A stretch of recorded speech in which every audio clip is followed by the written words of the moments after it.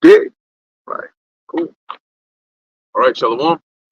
First and foremost, I want to give all praises, honor, and glory to Yahweh, Bahasham, Yahweh Shai, Bahasham, Rakak Kodesh. Double honors to the elders and the apostles of Great Millstone, and peace and blessings to the elect. And we out here once again. We're going to get right into it. It's a beautiful day. It's a low and be a beautiful camp. But pretty much, as you can see in the you can see in the title, right? Everything is being revealed. Let me just share this real quick. Everything is being revealed. And that's pretty much what we see going on. Matter of fact, let's actually start off with that. I think there's a precept on that about shall be brought to light everything that's done in darkness. Light might be, I think, in the book of Matthew or so, or John.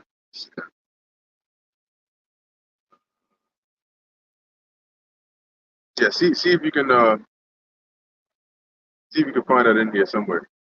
All right, just keep scrolling. Oh, right here. It might be this one.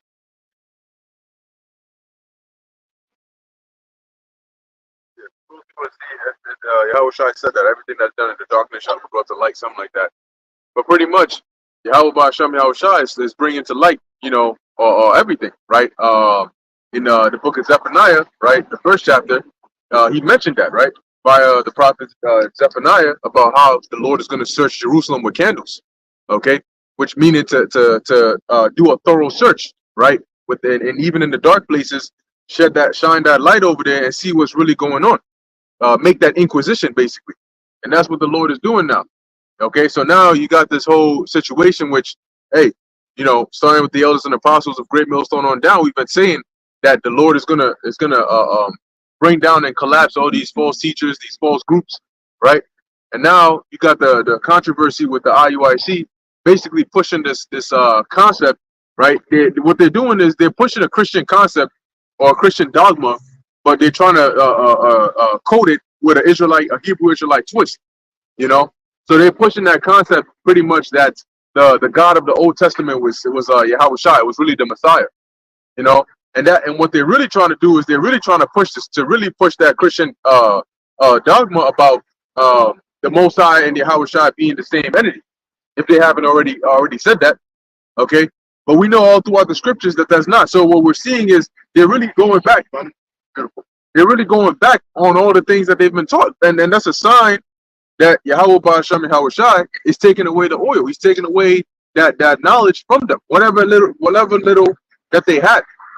Okay, because you have a lot of wickedness, a lot of pride going on over there, and a lot of people are being misled. What happens when you start to go viral and go global and yada yada is that you start to become compromised, because in order to maintain a certain status or maintain a certain funding or whatever the case may be, you got to now change. And that's what you notice. Like, even when you deal with individuals, one person that goes from low to high, right? Maybe they're poor and then they become rich, or maybe they started off making music and then they get signed by some record label or some record company or some record deal. All of a sudden they change, right? The way they make music changes. Their lyrics start to change. The way they dress changes, right? The originality that they had, the genuine part of themselves, they lose that, because now that they've tasted of this new life, in order to stay in the new life, they start to tell them, look, you got to change this. Look, you got to change that. A good example is that movie, not that movie, the TV show The Boys. Now, in the first season, which that's as far as I've gotten, but in the first season, you have this chick. I think her name is Starlight. Okay, so Starlight. Yeah, brother.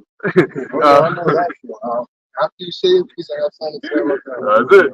So Starlight, she went from watching from the outside looking in, right? She sees I think they were like the 7 or whatever, the top what do they call them? Supers, right?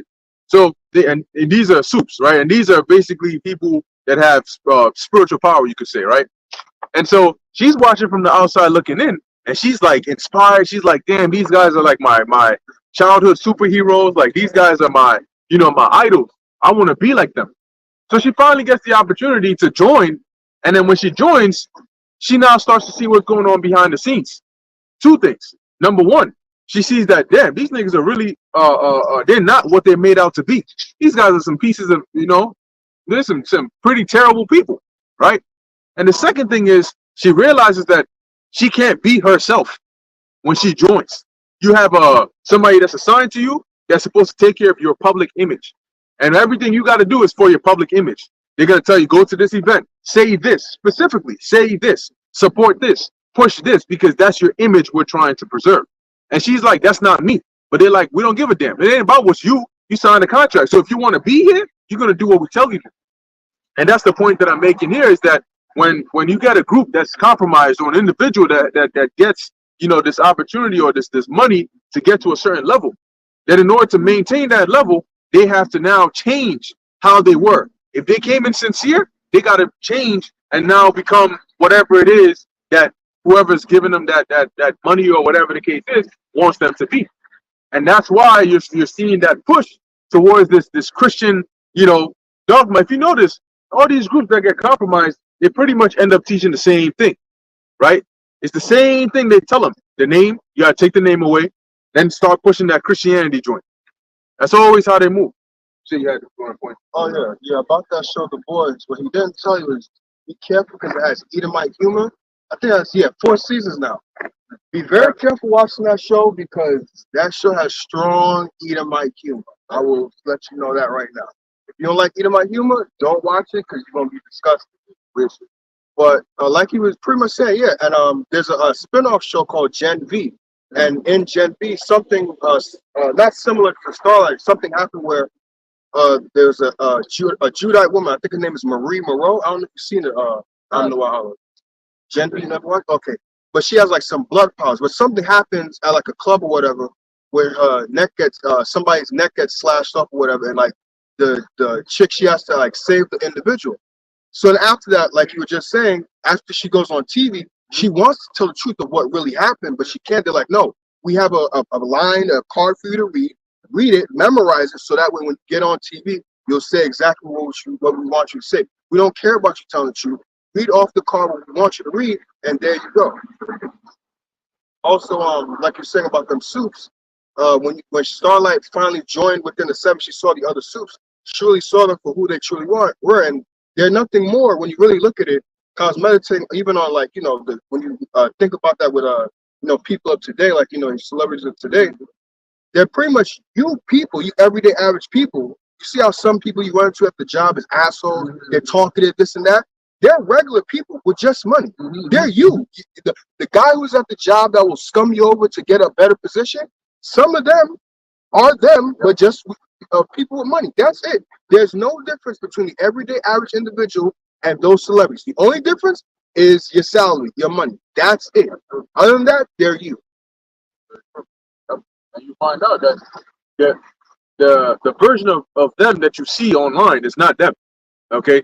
When you see this artist or this even this actor, you got a lot of people that become fans of actors, and in fact they're actually fans of the character but not the actor.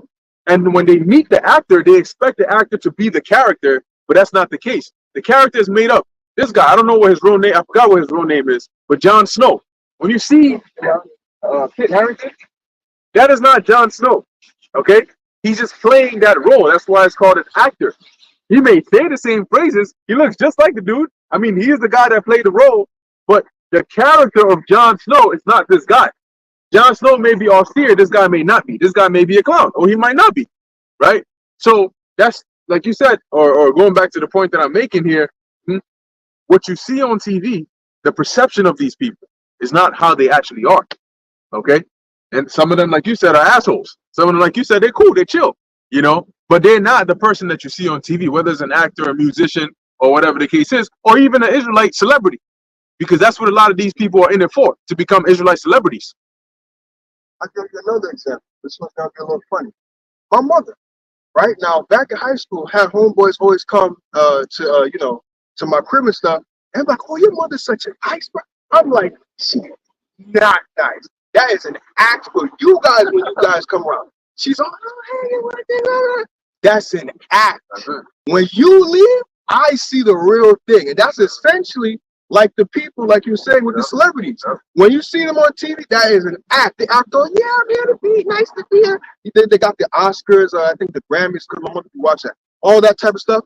That whole smiling stuff, that's what you see when the camera's on. The same way when homies used to come to my crib and see my mother, that's an act. When you leave, I see the real thing. It ain't nice. The same way with them, when the cameras get off, they probably doing all this drinking blood and all that type of stuff, all these sacrifices. You'd be like, what the hell? But there's even stuff that came out. This remind me, people said that Beyonce's breath used to stink because I think she eats shit and all that. Oh my God. That's wild. Yeah, that's wild. I mean, I knew she had an alter ego, Sasha Fierce and all that. But I mean, hey, it's all part of the rituals that they do behind the scenes. So really, a lot of these celebrities, man, they're just actors. That's all they are. To give you a certain perception of them, But damn, that's wild. Hey, like P Diddy, right? He got all these allegations coming out against him. Now people are seeing, this what this guy really be up to behind the scenes. He coming out here rapping and shit and all that. Yeah. Listen, man, the dude been sus since the very beginning, saying the weirdest, wildest shit. So anyway, that's the whole point. Well, you got that precept, right? All right. This is the book of Luke 12:2. For there is nothing covered that shall not be revealed, neither hid that shall be known. So pretty much what is being said here is all the things that are done in darkness, that are done secretly, right? Secret deals, secret compromises, whatever the case is, it's all going to come to light. The truth is like a buoy when you tell a lie, you try to force it underwater. And here's the thing about it. If you've ever dealt with a life vest or a buoy, it always floats back up. So if you want to keep it underwater, you have to constantly do a constant effort to try and keep it down. Because the second you let go or you let up, it's going to come right back up to the top. And that's why when somebody tells a lie to try and cover up the truth, they have to keep telling lies to keep that truth down. And the second they slip up, that buoy starts to come back up. And then they try to tell more lies to bring it down, but we've already seen it. There's more? Therefore, whatsoever ye have spoken in darkness shall be heard in the light, and that which ye have spoken in the air in the closets shall be proclaimed upon the housetop. Yeah, meaning that the things that you've done in secret are going to be exposed. So if you sold out, you've taken the bag, whatever the case is, guess what? It's going to come to light. Because we know that pursuant to Luke the 6th chapter, us coming out here and teaching this word, as the scriptures call it, the foolishness of preaching, this isn't something that's going to get you liked. This isn't something that's going to get you famous, right? This isn't something that's going to attract the masses. So here it is, you come and you start doing this sincerely.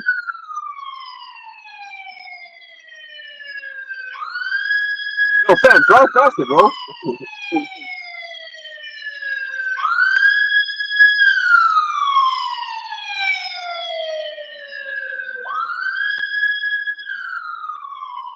Anyway, here it is. If you're doing the work of the Lord sincerely, you're not going to have these giant audiences where you're going on these shows over here, you're going over here, people giving you money here. You're doing videos on, like if you Shalom.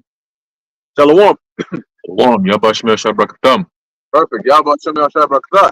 If you notice the kind of videos, like recently the elder Manasseh Akbar did a video on from a clip from one of the IUIC classes. They were teaching them about pretty much the film aspect, right, of this ministry, where you got to make sure that your videos are high quality definition. You got to have the top of the top camera. You got to make sure it's smooth, the post production, everything is nice and good. Because if you ain't doing that, then you ain't get it. Because the film is really what's going to attract people and draw them in. No, it's the word. Because guess what? When you go back to 2007, or those early years, 2007, 2008, 2009, when most brothers started coming in, it wasn't because the elders were putting up some high definition, top of the top quality, videos. It's because of what they heard. They heard the word, it resonated with their spirit, and then they woke up. Back then, over 2,000 years ago, it wasn't because the disciples were walking around with the grandest, newest technology. It's because of the word that they were speaking. So it ain't about the quality. I mean, okay, it's nothing wrong with having nice quality videos, but The word of the Lord is something that you are here to listen to. So even if there was no video, if these were just audios, right? Or even if the audio was slightly choppy, it's the information that's coming out. Listen, if you found a record, right? Okay, well, if you found a record, you know, like an old recording, and this recording was like a top secret recording about what's going to happen in America in the next year, or in the video talks about what's going to happen at the end of, I don't know, 2024. And then in the video, it describes everything that has happened so far. But this video was made like 2 decades ago. So you start listening to this little cassette tape, and as you're listening, it's like scratchy, it's staticky, it's breaking up. You know, like you're trying to catch a signal on the radio, and then you'll hear in and out. But then you can hear him saying, you know, assassination attempt Trump. Then you might hear them say Biden, Kamala Harris. Guess what? You're not gonna stop listening to it because the quality is not good. The content of what's being said is so intriguing that you're gonna be like, I don't give a damn. I just need just a little bit to make out what's being said in here, because this shit is real important. He's talking about what can happen in the next few months, and this was done 2 decades ago. So I'm trying to hear what's on this cassette. That's the same with the word, man. You know, it's not about, you know, all these other gimmicks. It's about the word of the Lord. So the point that I'm making here is when you start to shift your focus towards all these other things, meanwhile, when it comes to the actual important aspect of the scriptures, you're not even sounding that. There's something going on because your focus is not on where it should be. You got to perfect the breakdowns. You got to perfect the understanding of the scriptures. It's like the wise and the foolish virgins, right? And the wise virgins got regular lamps, right? And they got the oil because all they need is the light. But you got the foolish virgins that say, no, dog. Before you even get the oil, you got to get the newest of the newest lamp. This lamp got to be able to have Siri inside of it. It got to have Chat GPT. The lamp got to be able to tell you everything you want to know. You know, you got to do all these things. You got to polish it, clean it, and all that. And then we can talk about the oil. Guess what? You spend all your time worrying about the lamp. When the time comes when you actually need a light, this lamp can do a million things, but it can't give you the basic function of a lamp, which is light. And now you're in darkness. And that's what's getting ready to happen. You can listen to them. They can give you the flyest garments. They could do these ceremonies. They could do these events. Hebrew and a Hellcat. Hebrew wrestling. You know what I'm saying? Hebrew marriage ceremonies. But when it comes time to have faith, you ain't got none. When it comes time to trust in Yahweh Ba'ashem Yahushua, you don't even know the name. When it comes time to get delivered, you're going to starve to death. Because guess what? You got everything in the world, but the basic thing, which is the most important thing that you need. Bro, I was gonna say, even apply that to like with phones. Like if you look at a phone, right? This is no diss to anybody got an iPhone, but like a lot of people spend thousands of dollars on these iPhones. Think about it. What do you mostly do with iPhone? You receive calls, give calls. If you have certain apps, maybe your job that you work at has a certain app that they want you to download, and that's about it. And maybe if you like to play spades, sun, or chess on your phone, you have those type of phones. But you don't need a phone with all this type of stuff. But people spend thousands, 1,000, 1,500 on a phone that you only do about maybe less than 5 things on it. You don't need all those things. You just need a working phone to receive and to get and receive calls. That's it. That's the real purpose of a phone. After that, everything is accessories. The little things, the things you can change up on your phone, the settings, that's accessories. The apps, it's a little entertainment that you accessories. That's it. So it's the same. There's nothing wrong with having a nice video. Like look at the brother Manatazak Bunyan. He does some excellent videos. Those are great. Don't get it twisted. But the point is the edification. He can have all that imagery of Godzilla, you know, the War of the Worlds. But if you don't have the scriptures to tie it in, it's like, well, what is this about? Like I'm just seeing a collection of pictures of movies. But what's the purpose of this, you know, pretty much all this that you're putting together? Like this pretty much a collage of videos. What's the purpose of it? Oh, you're tying it to the word. And if the word shows you, hey, this is like, you'll get like, let's say Revelation 13 or something, and have like an MOTB thing from a movie. That's like, oh, so you mean to tell me that what I watched in the movie is what's in the scriptures? I can read it and tie it in together? Oh, okay, it makes sense now. But if you didn't tie that in, what's the point of it? The word is what's important, right? Got it, bro. Yeah, Khan, hey, Shalom, Yah Ba'ashem Yahushua, Barakatam once again. Real quick, I got a few precepts here just to back up your points that you were making. All right. And it goes into the hypocrisy of these other camps as well, right? There's a book of Matthew, chapter 23, verse 27. It says, "Woe unto you, scribes and Pharisees, Hypocrites, for ye are like unto whited sepulchres, which indeed appear beautiful outward, but are within full of dead men's bones and of all uncleanness. Okay, when you go into the concept of a sepulcher is a place where you bury people, right? But when they say it was whited, that means that it was polished, right? It was clean on the outside, but on the inside is what? It's dead man's bones. That's where you bury people, right? So it's a form of hypocrisy to make the you need to have the nicest videos, or you need to have the nicest production, or whatever the case may be. So that's an outward thing, right? Because it's for people who are on the outside looking in. But when you actually go into what they're actually teaching, you could say, oh, we have the newest technology and we have the nicest decorations or whatever. But when you actually go into what they're actually teaching, it's filled with death.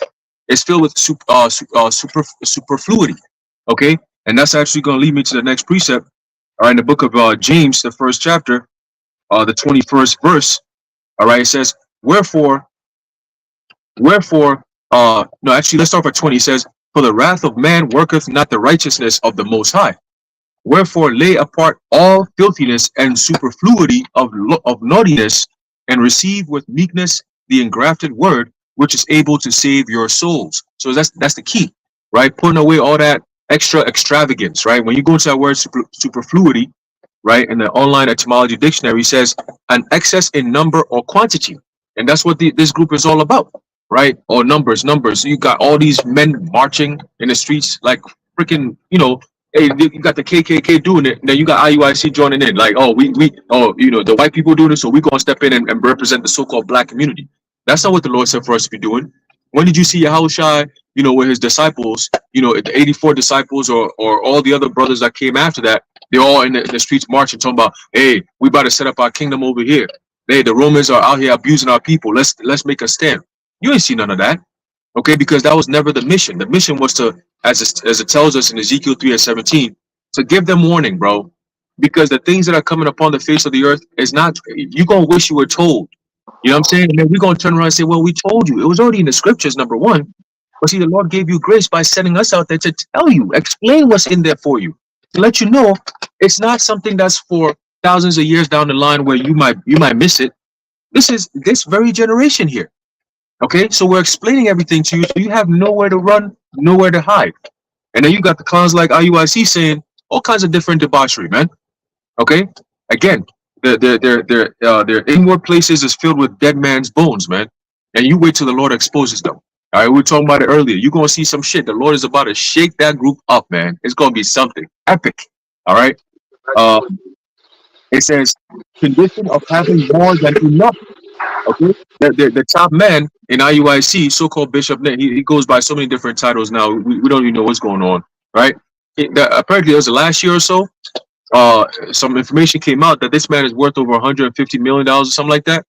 Like, that's excessive, bro. That is excessive. How much? What do you need all that for? To serve the Lord? Hey, think about it. The Apostle Paul said what? He knew how to be a base and he knew how to be abound. You know what I'm saying? It's a lot here. Damn. So ain't no nah, man. Yeah, no, there's something burning over here, Salakia. Ain't no time for you to be out here like, oh, I have $150 million. You got people in the world that serve Satan directly, and they don't even got that kind of money. You know what I'm saying? A lot of these celebrities don't even make that kind of money, and they out there entertaining the masses and distracting them. And you here talking about you serving the Lord, and you worth over $150 million. What God are you serving? Huh? What God are you serving? Because Yahushua, when he was in the earth, he ain't had that kind of money. It says the Son of Man, he didn't have a place to lay his head. You know what I'm saying? So, you know what I'm saying? He was moving. He was always moving. He was never known as a rich man. Even John the Baptist. John the Baptist was living in the woods. You know what I'm saying? So, what's up, man? What's going on with that? Again, your actions are showing who you really are and what you're really about. All right. It says excessive or excess. Okay. It says in physics, the property of flowing without viscosity or friction. Okay. Let's go down a little bit and then I'm gonna pass it back. All right. It says an unnecessarily or excessively large amount or number of something. All right. So again, going into the whole point of extra. You're doing too much. Just go out there and teach.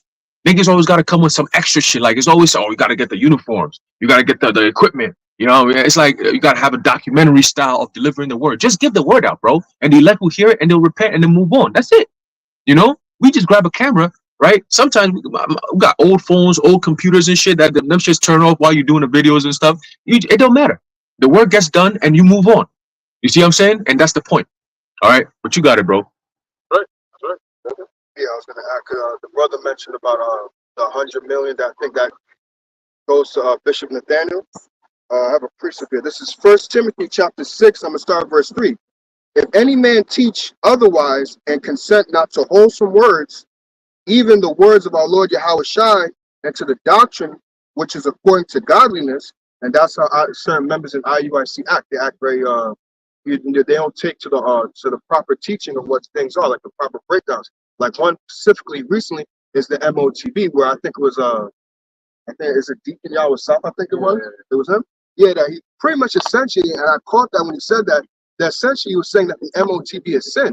Now, if you think about it, if the MOTB is sin, right, doing iniquity, doing sin is the MOTB.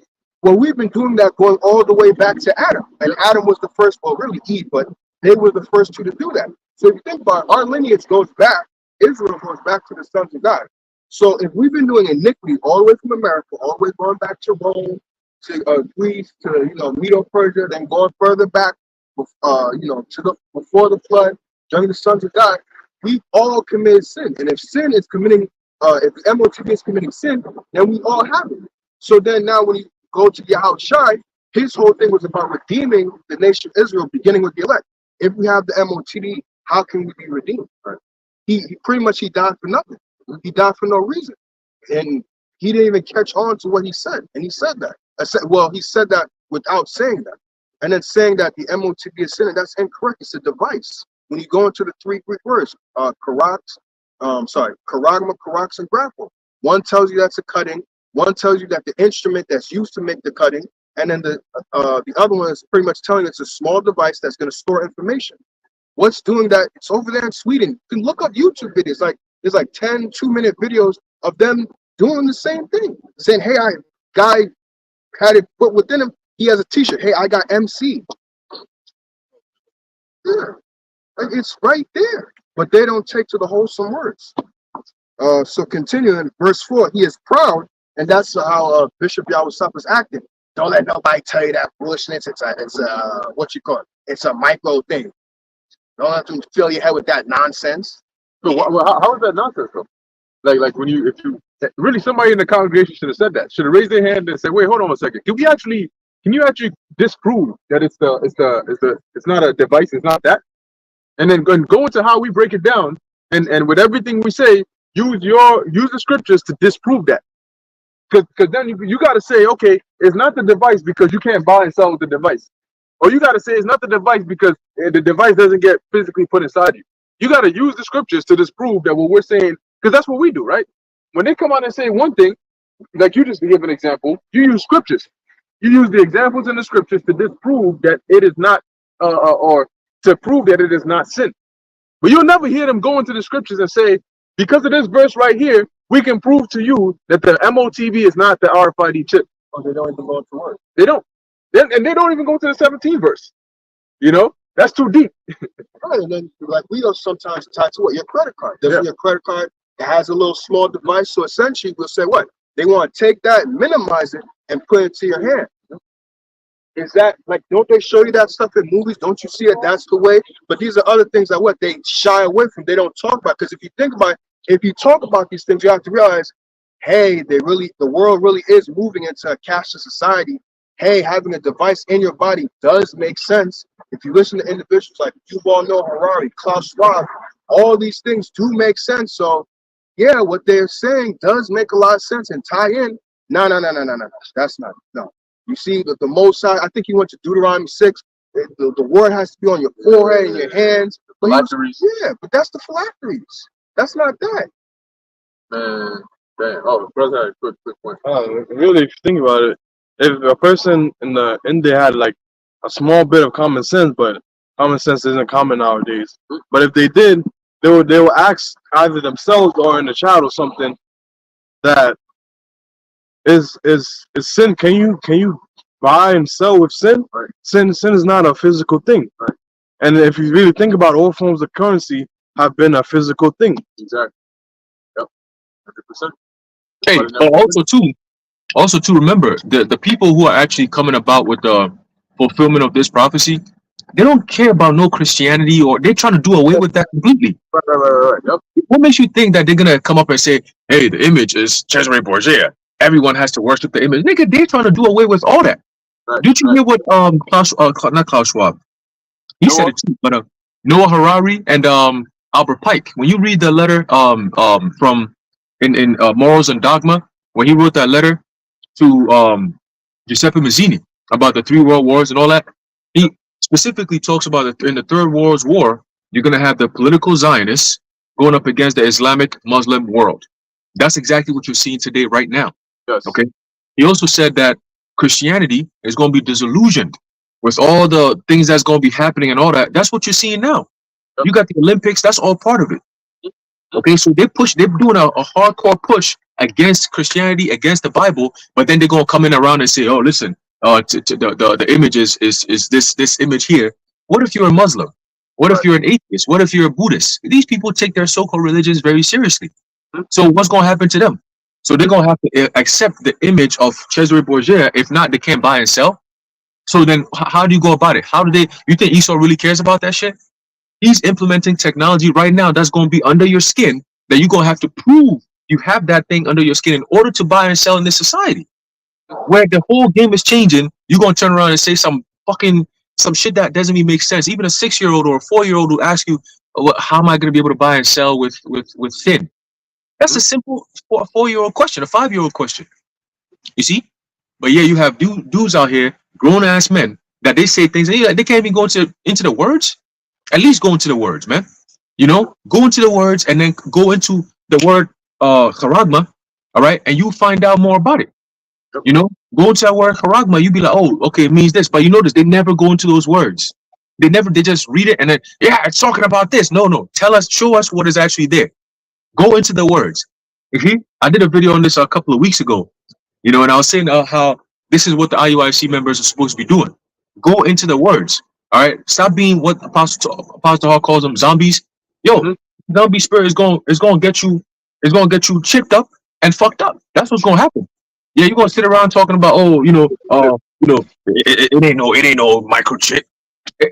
All the signs point to a microchip. They're creating that. That's the device. That's their end goal. That's the plan.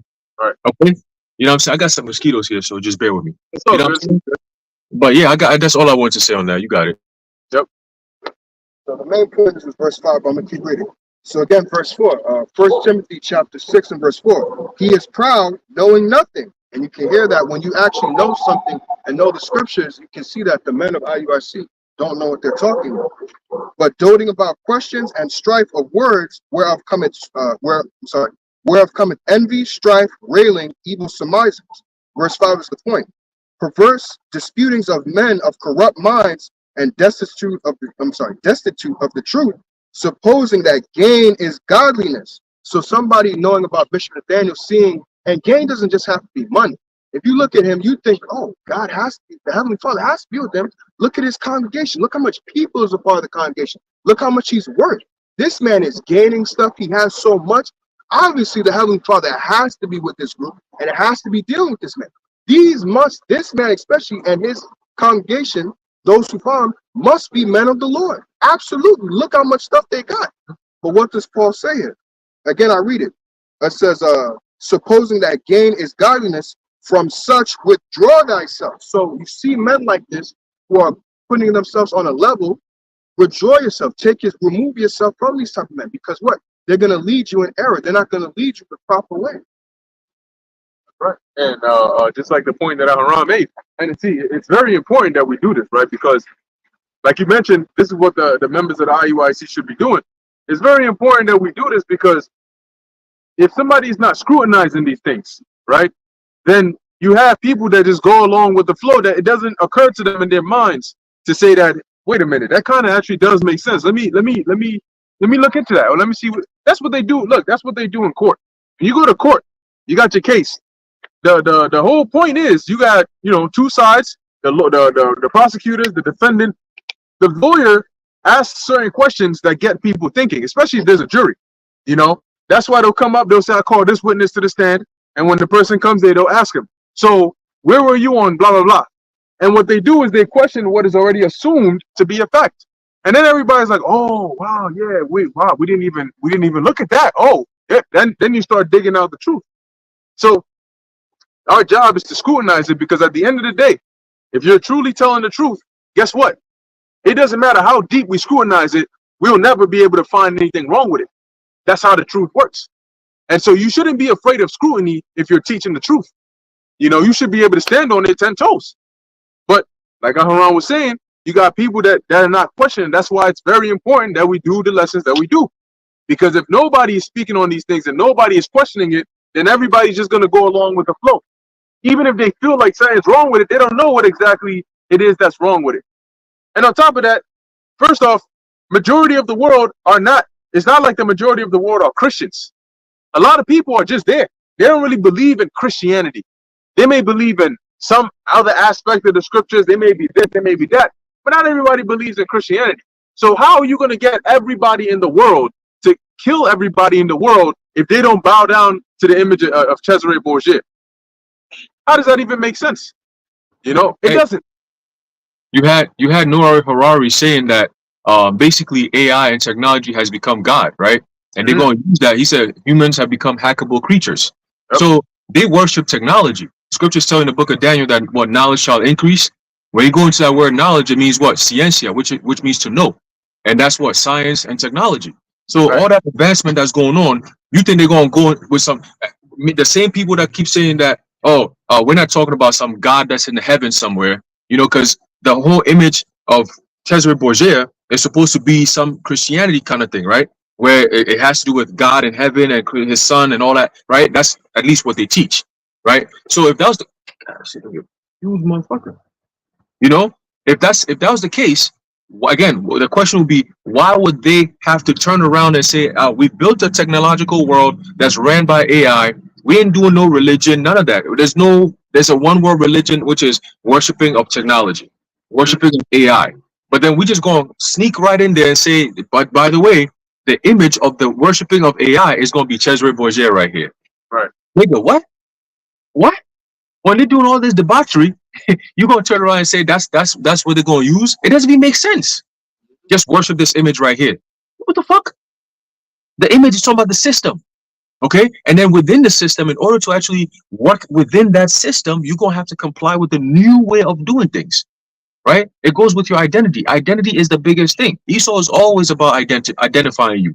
Who are you? What are you about? I want to know what's inside of you. Right? What are you thinking? What makes you you? Because I want to be like God on earth. You think he's going to talk about sin? He doesn't even know what the concept of sin is. He doesn't even believe in all that. That's a religious aspect. Esau is not dealing in a religious aspect. Sin is normally associated with religion, the Christianity religion. See? Esau is not dealing on that type of frame right now. He's not dealing on that frequency. He's dealing on the frequency of ain't no religion, ain't no Bible, ain't no God, none of that. This is our new world we've created. How the fuck you gonna say now you're gonna just tie in Christianity to it? How? It ain't gonna work like that, man. So you people have to, scrutinize yourselves, like you were saying, scrutinize what you're saying, what you're teaching out there, and really dig deep and find out what the truth really is, because these people are leading you down a graven path, okay? Where you're gonna have to be engraven. You're gonna be marked up with that thing. They're gonna be the ones leading you to go take that thing, because they're telling you, it's not no chip. So what is it? When the time comes, the government, the whole world around the world, they shut down everything. They say this is the new way. If you ain't with it, you out of society. What are they gonna tell their members? Huh? What are they gonna tell their congregation? That will go ahead and take it? You know what kind of judgment is coming with that, right? Yeah, you got it. Yeah, at the end of the day, Esau he doesn't have to do anything to get you to sin. We've been sinning before, like you mentioned before. Esau came into power, and he's coming to power. What does he need to do? He's just like, let him be. I don't need to usher in a time where I'm going to try to make you think about sin or sin. Jake is already sinning right now. Look, man, put a random ass random dude that belongs in the street in another room with another man's wife and let her take off her clothes and see what happens when you come back 10 minutes later. You need to come and tell this guy that, hey, if you don't send him you can't buy or sell anything. You don't need to tell him that. You know, he'll do it. He'll do it by himself. That's how gone our people are. Okay. And the next thing is, okay, so if let's assume, right? Let's assume that the MOTB is not what we say it is. Then explain what it is. What is the actual CHIP and what role does that play in prophecy? Because clearly that's doing something in the world. The world is moving towards that area. So the Bible doesn't say anything at all about a time where they're going to usher in a digital system, and if you don't have it, you can't actually buy or sell anything. Because you know what's going to happen very soon when they actually implement the MOTB? People are going to start realizing that, yo, actually, if I don't have this, I can't work. If I don't have this, I can't. You know why a lot of people thought that the Vanessa was the MOTB? Because they started to realize that if they didn't have it, they couldn't work. If they didn't have it, they couldn't go certain places. If they didn't have it, they couldn't buy or sell certain things because certain stores wouldn't let them in there. And then they start to think of Revelation 13 and 16, right? They were like, this thing is awfully similar to something that is written in the Bible. Nobody's going around doing that when it comes to sin. And so when the actual device comes out and they implement it that way, people are going to start thinking, wait a minute. I know you said that, you know, this thing is not the MOTB, but I can't buy and sell anything without this. I can't start a bit like I own the business, but I can't continue running it because I don't have this thing. They're not going to give me any loans. You know, I can't pay my rent. I can't do anything. I'm pretty much locked out of life without this thing. So is it safe for me to go and take it? Because I'm hearing people saying that, and guess what? It ain't going to be only us saying that. You're going to have people in the world that are not in this truth that are going to be saying that, hey, that's the MOTB is out here. We're not taking it. So people are going to start asking questions like, yo, I don't know, man, what's going on? And what are them bishops going to say? And you know what? If you don't believe us, watch what your bishops do, what your deacons do. When it comes out, see if they're going to be in line to take it. Because guess what? I speak as a man, but I believe that it's because they sold out that they're saying those things. They know in their right mind that indeed it is that that CHIP. So watch what they do. Just like Bill Gates pushes the V's, but he will never give his children the V's. These doctors push that you shouldn't do, you should do this, but they wouldn't do it themselves. The dentists tell you go and get those metal mercury-filled fillings, but they use a different kind. So watch these so-called leaders. When the actual device comes out, before any of you in their congregation take it, watch your leaders and make sure they take it first. If the MOTB is not the CHIP, tell Bishop Nathaniel to be the first one to take it in your congregation. And when you see him go and get that implant, then you go and get it. So you know that, okay, he's standing on business. He said it wasn't it. He's not afraid that he'll be destroyed if he takes it. So you know what? I've seen you do it. Then I'm going to be all right. You got it, bro. And then make your point. I got a quick precept here just to back up that point. There's a book of Romans chapter 3 and verse 3. It says, for what if some did not believe? Shall their unbelief make the faith of the Most High without effect? So the prophecies are the Most High's, the faith of the Most High, right? Because we have faith in that. These are the words that were written aforetime to give us warning of, oh shit, when we get to this part of the journey, this is what we're going to expect. And those of us who have the spirit of the Lord to be faithful in Yahweh B'Shem Yahushai, we will make it through this part of the journey because this is the most turbulent time of the journey, right? It's a long walk, but guess what? This part right here is filled with a whole lot of bullshit, temptation after temptation, and you're hungry, you're tired. It's always at the finish point or closer to the finish point. That's when you get all these things to distract you from finishing. You see? So we're at the point, the most pivotal point in human history, right? So there's going to be the most amount of distractions and the most amount of rebellion and the most amount of temptation that we're all going to have to face. And the Lord's not going to make it easy, right? That's the point. It's not supposed to be easy. You see what I'm saying? So it says what? For what if some did not believe, right? You have people who don't believe. You see what I'm saying? Oh, it ain't no microchip. It ain't this. It ain't that. Well, guess what? It's in the name. RFID, right? It's in the name. It's an identification device. And if Esau is out here pushing for a digital identification, what device do you think he's going to use, bro? You see, it's really not that hard. Boy, stop. Right? So it says, shall their unbelief make the faith of the Most High without effect? The Most High forbid. Yea, let the Most High be true, but every man a liar. right? So what's written in the scriptures is exactly what's going to come to pass. So if we believe what's written in the scriptures as is written, and we have the true understanding, then we know we're on the good path. We know we good money, right? It says what? It says, but every man a liar. It says, let the Most High be true, but every man a liar, as it is written, that thou mayest be justified in thy sayings, because everything we're saying is going to come to pass, right? Ezekiel 33 and 33, right? It says, and mightest overcome when thou art judged. Okay, so we gonna overcome this, man. All right, because why? Yahushua is in our corner. He told us this back in Revelation 3 and 10. Okay, that he's gonna keep us in the hour of temptation. All right, so you got it, bro. That's it. That's it. Go ahead. I think you have something. I was going to say that, didn't they tell the congregation that they could take it, but they themselves, they didn't take it? Oh, when it comes to Vanessa thing, right? Yeah. Yeah, that's interesting. I don't even know if they had stuck it. Probably not. Probably not. You know.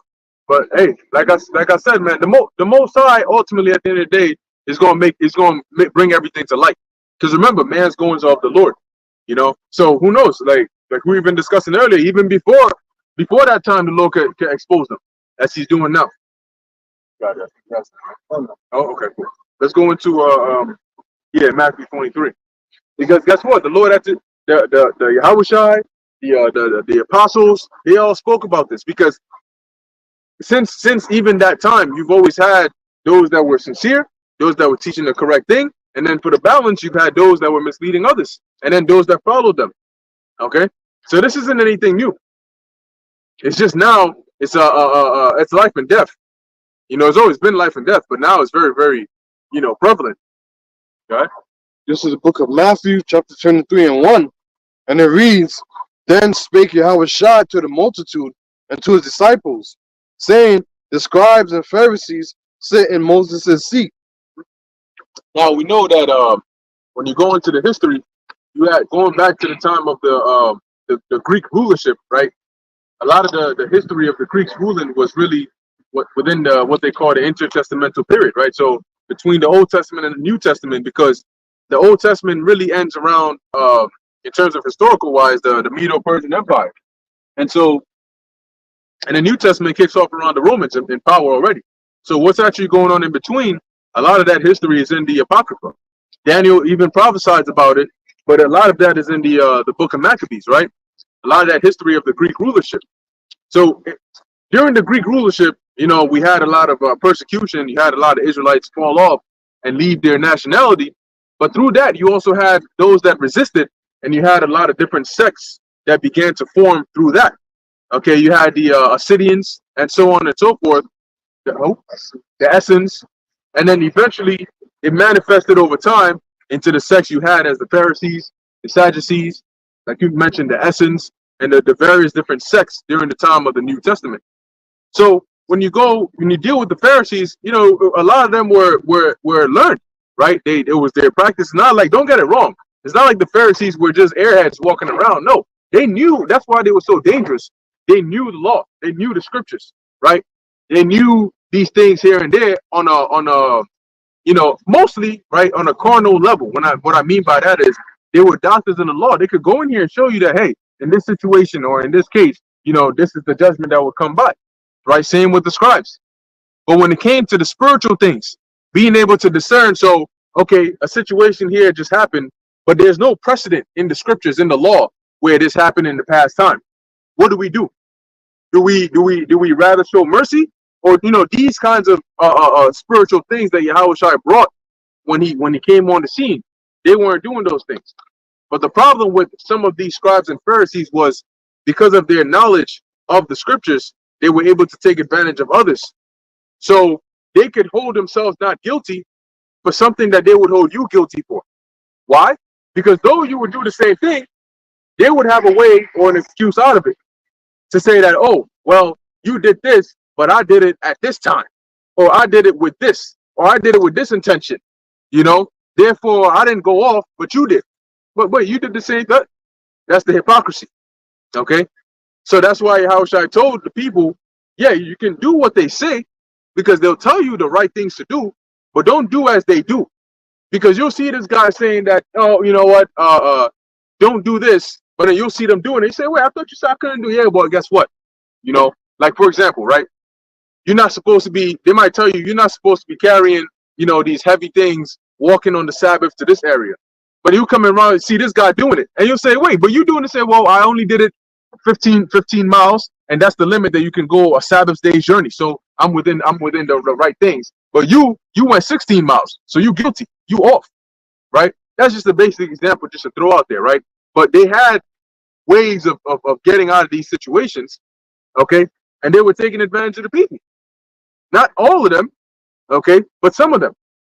Go on. Verse 3. All therefore whatsoever they bid you observe, that observe and do, but do not ye after their works. See? So don't engage in those, don't follow their hypocritical ways. But the things that they tell you, yeah, according to the law, it's right. They tell you, look, you're not supposed to do this. Yeah, you're not supposed to do that. The law and the writings of Moses in this part, he says that, and then they're going, okay, cool, that's fine. But don't be like them. Okay? All right? For they say and do not. Yeah, it's like going to a doctor, right? And the doctor tells you, hey, you're not supposed to smoke, so don't smoke. But you see the doctor on his break smoking like 10 packs. So yeah, listen to what he says because he knows what he's talking about, but don't do what he's doing because he's not following what he's saying. And if you say, I would rather follow what the doctor is doing because he's a doctor, then you're gonna mess up your lungs. Okay? As the scriptures say, one that teacheth many, but yet is unprofitable unto himself. All right? All right, go ahead. Verse 4. For they bid heavy burdens and grievous unto the bone, and laid them on men's shoulders. They bring them heavy burdens and they lay them on men's shoulders. Another example as to why, when the I think it was at the Council of Jerusalem, why they didn't want to burden the Israelite foreigners, like the Israelites that were coming in, with the burden of keeping all the laws. Okay, because then you're going to overburden them, and there's going to be too much. Look, in anything, any practice, anything you go to do for the first time, they don't give you advanced level things. You're not going to go to first grade and you got to take a freaking AP calculus exam. Why would you do that? You know, they start you off with basic things. You know, things you see today in nursery or kindergarten, you got to write A, capital A, then you got to write next to it the lowercase a, then capital B, then the lowercase b. You got to do it for the whole alphabet. You know, they got it on each page. So us, we're looking at that like, man, I wish those are the tests I was taking. Right? But you're not going to tell a kindergartner, hey, I want you to give me a 2-page essay on explaining why, whatever, critical race theory. You're not going to do that. So it's the same thing. When you got somebody that first comes in, you're not going to lay this big ass burden on them. They don't even understand half of the things you're telling them. So you got to go little by little. Okay? But they themselves will not move them with one of their fingers. Yeah, so they'll put this heavy burden on you. You got to do this. You can't do that. You got to do this. You can't do that. But they ain't going to do it. Like somebody that's, here it is, we're all working. And this guy is just there telling you how to do the job, but he's not doing anything. Like, bro, we all got a job to do. You also got a job to do. But you're busy telling me how to do my job. I know how to do my job, but you're not doing yours. Then you're telling me how to do your job. And then typically what happens is niggas like that, they get in the way. You know, they in the way. Like you doing your job, you pushing hard, and niggas in the way. You be like, yo, bro, move the fuck out the way. Don't you got work to do, my nigga? You know what I'm saying? Like, you in the way, bro. What the fuck? Yeah. You know, but real quick, I got a quick precept to back you up on the hypocrisy of these dudes, right? And this is from Yahushua. He said this, right? This is the book of Luke, chapter oh shit. Yeah, we can hear you though. You're just frozen on the side view. Frozen? It's frozen? Alright, cool. Hold on. Let me back out and come right back in, alright? Alright. Okay, cool. We'll be back. But yeah, keep going on that. And bro's got anything too, you know, feel free. But all the works they do for to be seen of men. Yeah, see? So the things that they do is to be seen of men. What that means is they do things so you can see, hey, this is what we're doing. Right? For example, perfect. So for example, when it comes to maybe, I don't know, the Passover, they want to let the whole world know, hey, we are holding the Passover. We're holding it at this day, this time, commercialize it, buy your tickets, come in uniform, get some for your wife and your kids, you know. So it's seen, hey, this is what we're doing, you know. When they offer tithes or they offer alms, hey, everybody, look at this. I'm offering this amount of money.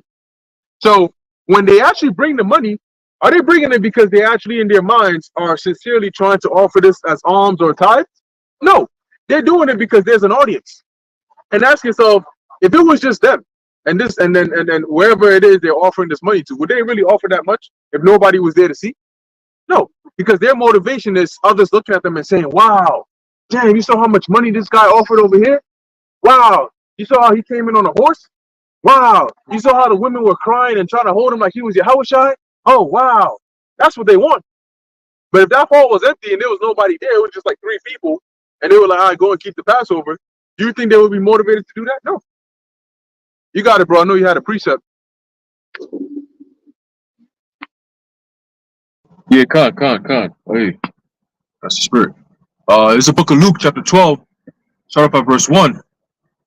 It says, in the meantime, when there were gathered together an innumerable multitude of people, insomuch that they trode one upon another, he began to say unto his disciples, first of all, right? And that's the disciples are back here again today, and we have the same spirit, we carry the same message that Yahushua left us 2,000 plus years ago, right?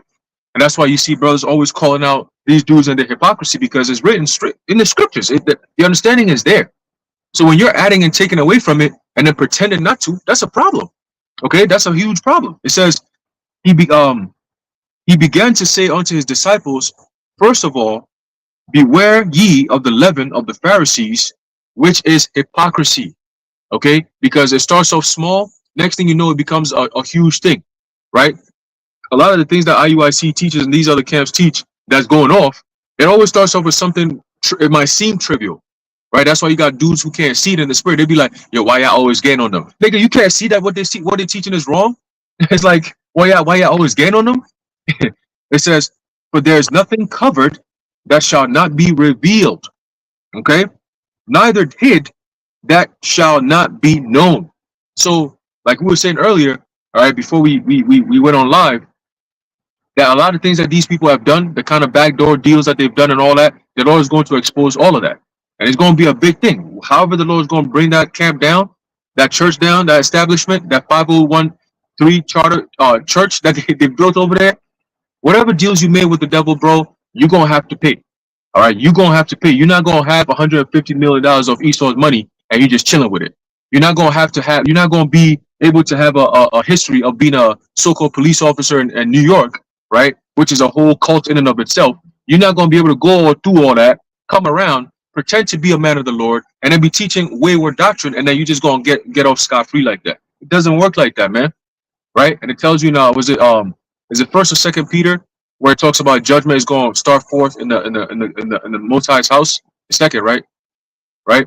So the Lord is going to bring that judgment where you're going to have a lot of people. Is it let me see if I can pull it up real quick. 2nd Peter, let's see.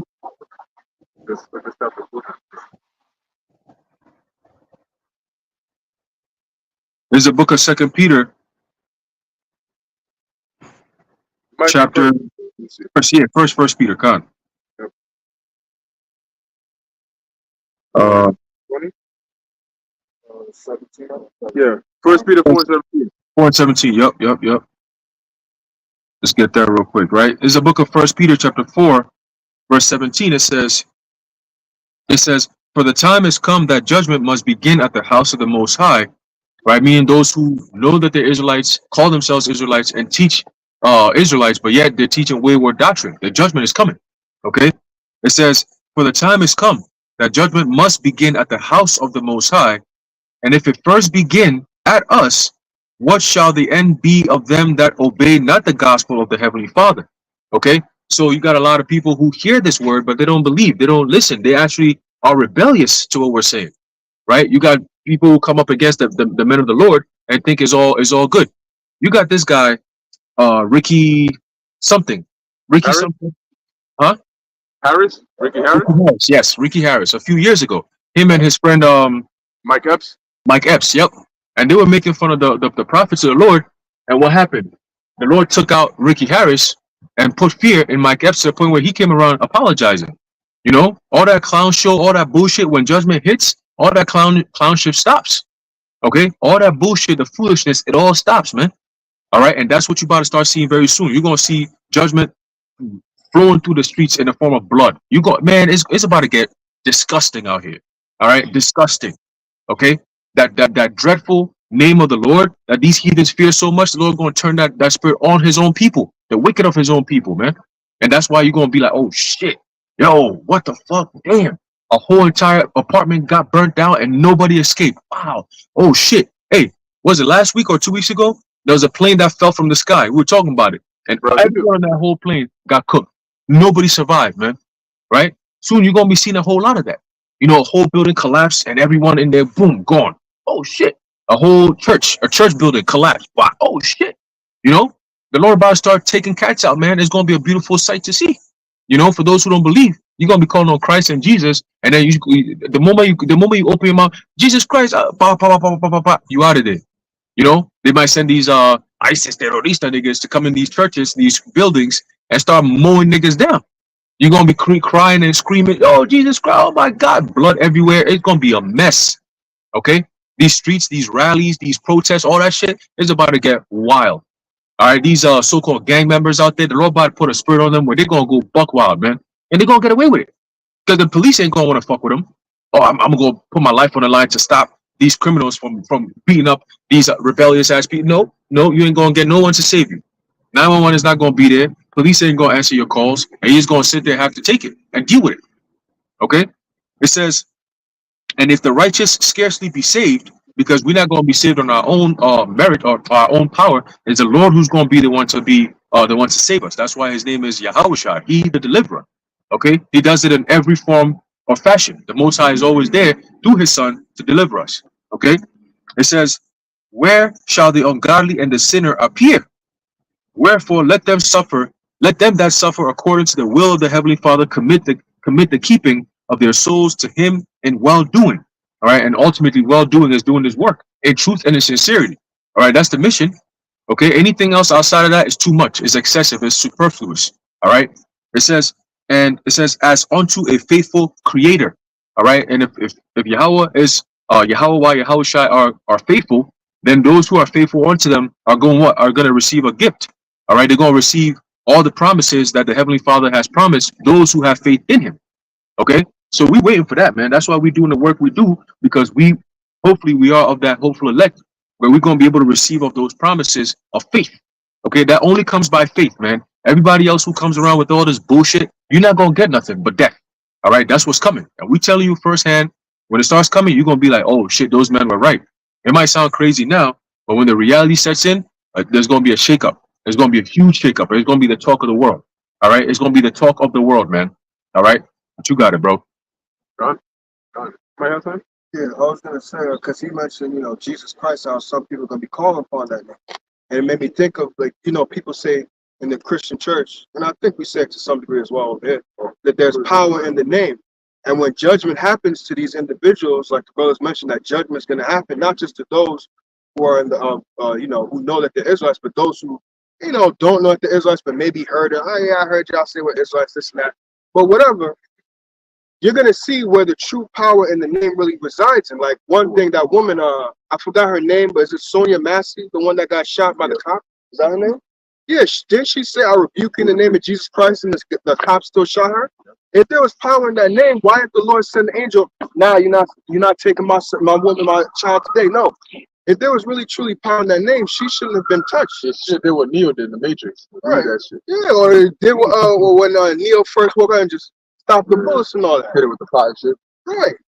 But what? When, like the brothers mentioned, when judgment happens, when judgment comes, you're going to see those that call upon Yahweh Ba'Shem Yahushua, and you're going to see them get delivered. You're going to see them eating. You're going to see them get delivered by an angel. Some miraculous thing is going to happen to where they're going to get delivered out of the situation. And you're going to have the other example of those that call upon Jesus Christ, and you're going to see them get destroyed. And, pretty much destroyed. It's going to be like, I thought there was power in that name, Jesus Christ. No, that was never the name of the Heavenly Father's Son. The true name of the Heavenly Father's Son is Yahushua, and there's power in that name. And you're going to see it, because some of y'all are going to need to see to believe. Yeah.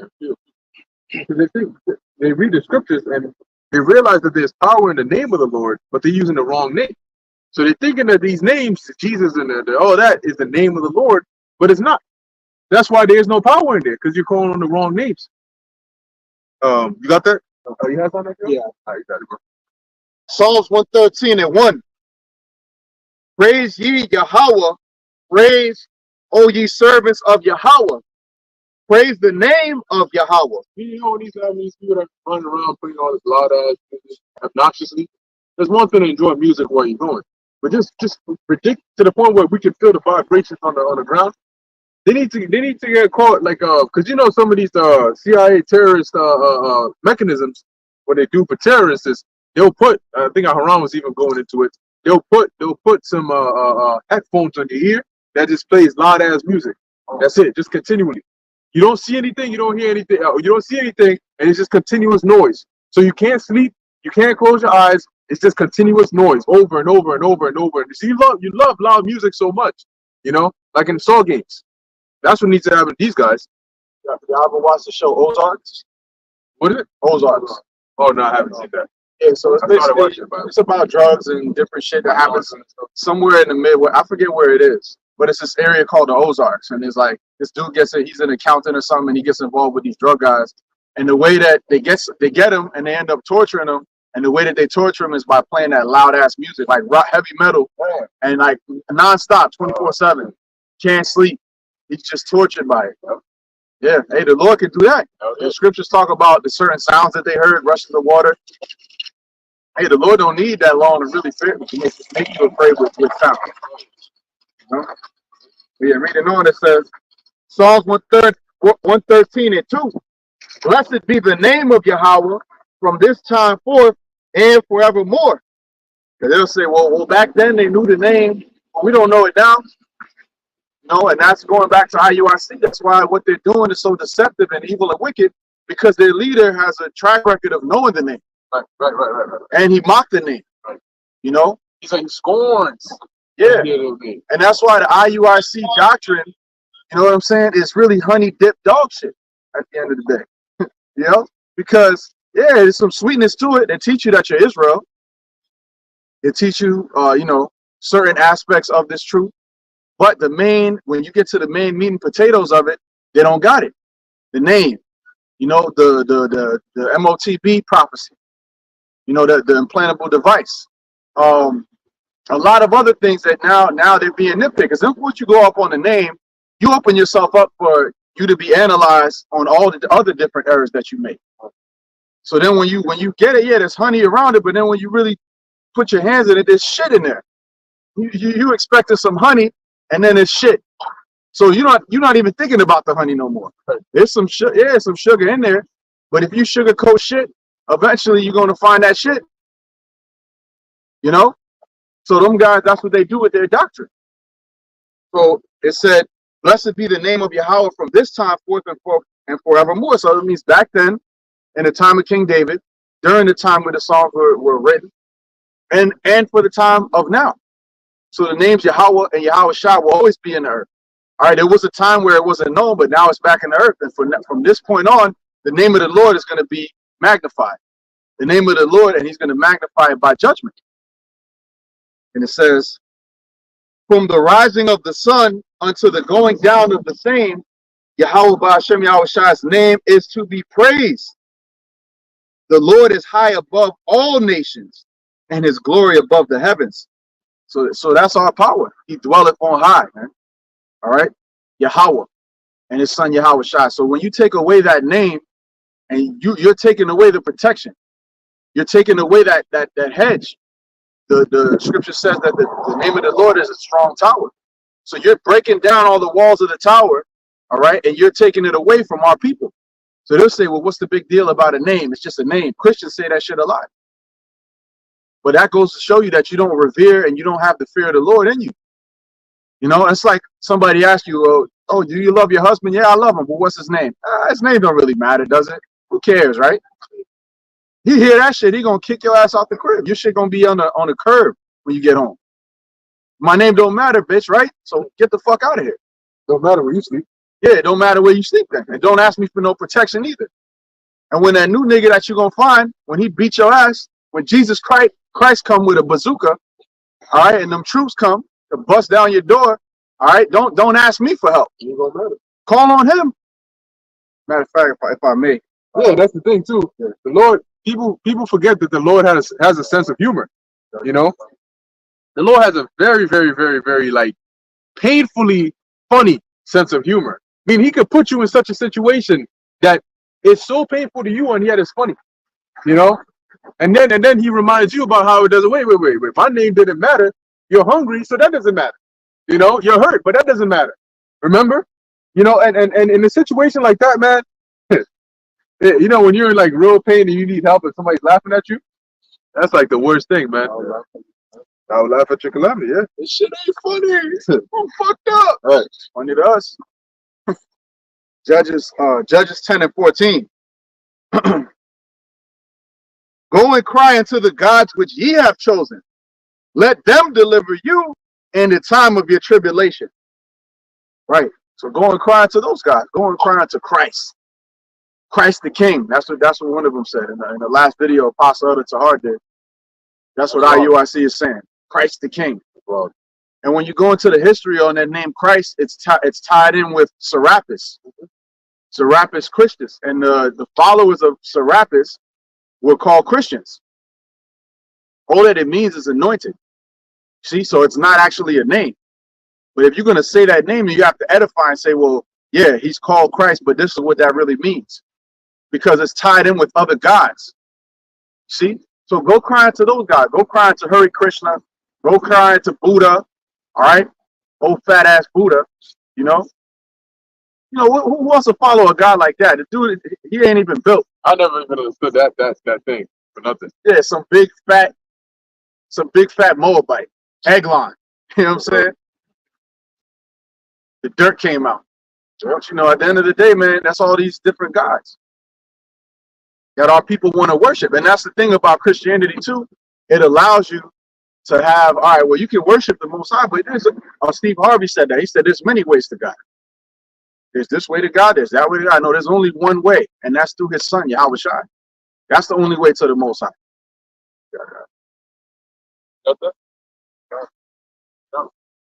This is Zephaniah chapter 1 and 4. And it reads, I will also stretch out mine hand upon Judah and upon all the inhabitants of Jerusalem, and I will cut off the remnant of Baal from this place. And just as the Lord brought judgment on all people then, because of the idol worship, he's going to do it now because it hasn't changed. It's the same thing, you know, different setting. They're worshiping these other, you know, false idols, these false gods, right? Calling them by different names. You know, when you read some of the scriptures, you'll read about like Molech, right? And then you'll find out when you look them up in secular history, they got different names. Milcom, you know, all these different names, but it's referring to the same deity. And they'll tell you that I think Molech was known by the Moabites as Chemosh, right, which was one of their gods. So you're like, oh, Chemosh, Molech, Milcom is the same deity, but it just called different things. Guess what? When you worship these deities, when you follow the term Jesus Christ or this guy or that guy, they all go back to different ancient pagan gods and idols. Okay, and when we try to tell you about that, you don't want to hear it. So the Lord said, and he's going to do it now, he's going to destroy all the remnant of Baal. That includes those that are followers of Baal, which in this case would be these other false gods, these pseudo gods, these pseudo belief systems and religions. And the Lord is first going to make you feel stupid for following them, because at the end of the day, when all hell breaks loose and everybody starts to call upon their gods and start to, because that's the initial thing they'll do under the deception. They're going to call upon the gods that they believe to be real, and they realize nothing is happening. There's only one person whose God is answering them. Then they're going to start to realize, oh, okay, maybe there's something going on over here. And then it's going to be consistent. And then eventually, you're going to go from calling upon your gods and nothing happening to calling upon your gods and calamities befalling you. More and more and more. Then you try to call upon our God and more calamity befalls you. So now you don't know who to call on. So you don't call on any God and then even more calamity befalls you. So you're pretty much screwed at this point. And then you're wondering, wait a minute. He says Yahweh Ba'Shem Yahushai, he's good. I say it, I get struck by lightning. You know what I'm saying? He says that he's good. I say it, I'm getting hurt. What the hell is going on here? Okay? And people are gonna realize it's too late. You were playing with fire, and now the fire is ready to burn. Right? And the name of the cherubims with the priests. Right, which is going into the false priests, the false idols. Okay? Because just like the Most High has his prophets, these false gods, they have their priests, which tell you about them, right? Oh, when you serve this God, you got to do this. You got to sacrifice the kids over here. You got to do this. You got to do these rituals. You got to do that, that, and the third. Mediums, priests and priestesses, right? Go ahead. The Lord says he's going to destroy them all. And guess what? Whether you know it or not, if you're an advocate for Jesus Christ, you're one of his priests. So when all hell breaks loose and you see Jesus with an AK, because you're expecting a Middle Eastern guy with long, doggy, stringy hair, you might see him pull up in that white robe during the purge. And you're looking at him thinking he's your savior. You know, some of those scenes where it's light in the back, and then you see the figure, and it looks like you can't see the face; it's just a dark figure. And then the light aura is radiating off of them. So it gives you a perception of one thing, but when the light dies down, you see, oh shit, this is a different thing. So you're gonna see what looks like Jesus Christ coming with his arms open, and then the image is gonna die down. You're gonna see in his arms are AKs. You know what I'm saying? And then coming to give you a hug. And you wondering what the hell? This is your salvation. You know? Go ahead. It's him and there's none else. And them that worship the hosts of heaven upon the housetops. Right. So those that are you know, they worship the stars, the constellations, because you have people that do that. Oh, this guy, I think it was Belshazzar's mom. I forgot her name, but she was worshiping one of the moon gods. Okay. When you read into the history, it tells you that one of the reasons why his father, Nabonidus, left was to go and rebuild some of the temples for that moon god. I think it was the moon god was Sin for the Assyrians. So the moon god, they're worshiping the constellations, the stars, the moon, the sun. Or the Most High said he's going to do away with all of them. Go ahead. And them that worship and that swear by the Lord and that swear by Malcolm. There you go. So, and Malcolm is Molech. So what it's saying here, and that's why the Lord said you can't serve two masters. They're going on one hand feign themselves to be servants of Yahweh Ba'Shem Yahweh Shai. Yahweh Ba'Shem Yahweh Shai. See, we could say the name. And then they're going to turn around, Jesus is God, Christ is King. Most High and Christ blessed. It's always that damn Most High and Christ blessed. You know what I'm saying? That's their version of Yahweh Ba'Shem Yahweh Shai Barakatah. It's Most High and Christ blessed. You know? Everything is Most High and Christ blessed. God bless you. You know? When that judgment comes upon your ass, man, the death angel gonna tell you Most High and Christ blessed. All right? Right before he slits your freaking throat. Oh, there was a scene from there's a TV show called The Purge, right? You had the movies, but they made a TV show out of it. And in this TV show, you had a dude who was going around, if I remember correctly, he always had this radio on.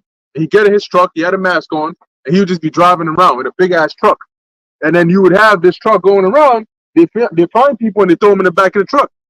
So this guy goes into this family's house, and what he does is he ties up everybody, right? The dad, the wife, the kids, and all of them. And as they're sitting there, I forget exactly what the deal was. Maybe he was telling them who should die first because he got the gun and shit. Now everybody looking at each other, and then he kills, I think, the mom or some shit, and everybody's scared. But the point is, he's taking his sweet time. You can tell, like, this guy is about to enjoy what he's doing because it's the purge. Ain't nothing wrong with it. So everybody's tied up. They got that thing in their mouth so they can't talk, and he's just getting ready, taking his sweet time. He got the radio on, playing that damn music, and he's getting ready. So now it's not just like you got a quick, simple death. It's you and your family, and everybody's heart is beating because you don't know, am I next? Is he next? Is she next? You know, then he takes this one out. Then he asks questions like he's playing a game with them. And that's what's going to be happening in these times. Look, people are crazy, but they're crazier when there's a death angel on them.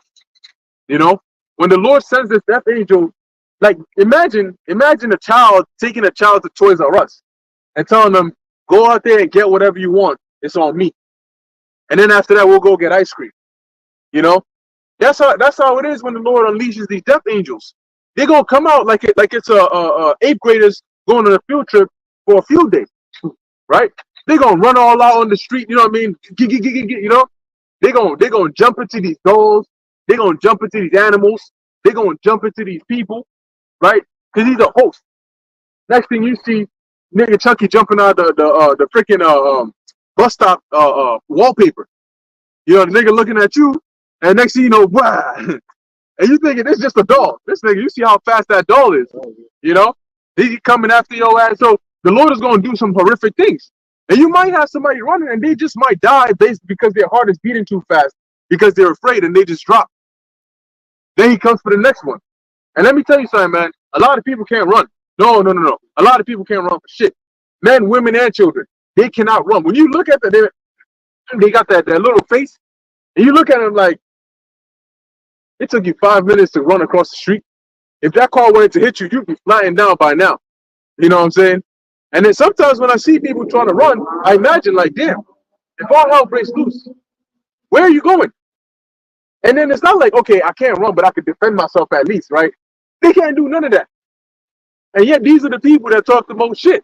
Like the video I put in the chat, shut your bitch ass up, Miss Thompson or whatever her name was. Yeah, to add to your point, there's a study that came out. It had to have been Babylon because this place, everybody's out of shape. But they said 95% of men over 30 cannot run a sprint. Like, that is a wild statistic, bro. And then they showed a video of these guys. They were supposed to like sprint for like fantasy football. Every one of them threw out their leg trying to sprint. Every single one. They kept running. They get to a certain point. Fucked up. But what y'all gonna do when that bear turns the corner? What y'all gonna do? Like the brother said, Chucky and Jason pull up around the corner on your ass, man. The demons come searching for you, and they hungry for blood. You know, they're gonna do what the Lord commanded. Hey, the demons rejoice to do the Lord's will too. The angels and the demons, and they do it on the left hand, just like the lying spirit that got sent to Ahab's prophets, set them up. The Lord was pleased with it. The Lord loved that idea because the Lord is the one that gave him that idea. But you know, that's just how the Lord had it play out. I'm gonna have this left hand spirit come. I'm gonna tell him, and then he came and he said, "I'll be a lying spirit in the mouth of his prophets." Boom, came through. All of his prophets, yeah, you're gonna prosper, man. Even Micaiah was like, "Hey, you're gonna prosper," because he knew he's a wicked nigga. Hey, you got it, man. No, you're gonna do it, man. Yeah, you're gonna get that W. Like, Micaiah, why are you lying to me? Tell me the truth. And he still rebelled against it. That's how these wicked niggas be. Yeah, like when they asked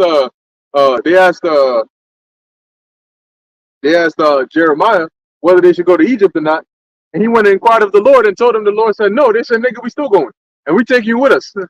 So why the hell do you have me inquire of the Lord?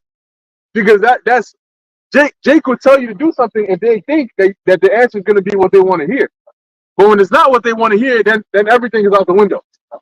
A so-called Christian will come up here because they think we're going to tell them the sweet Jesus truth.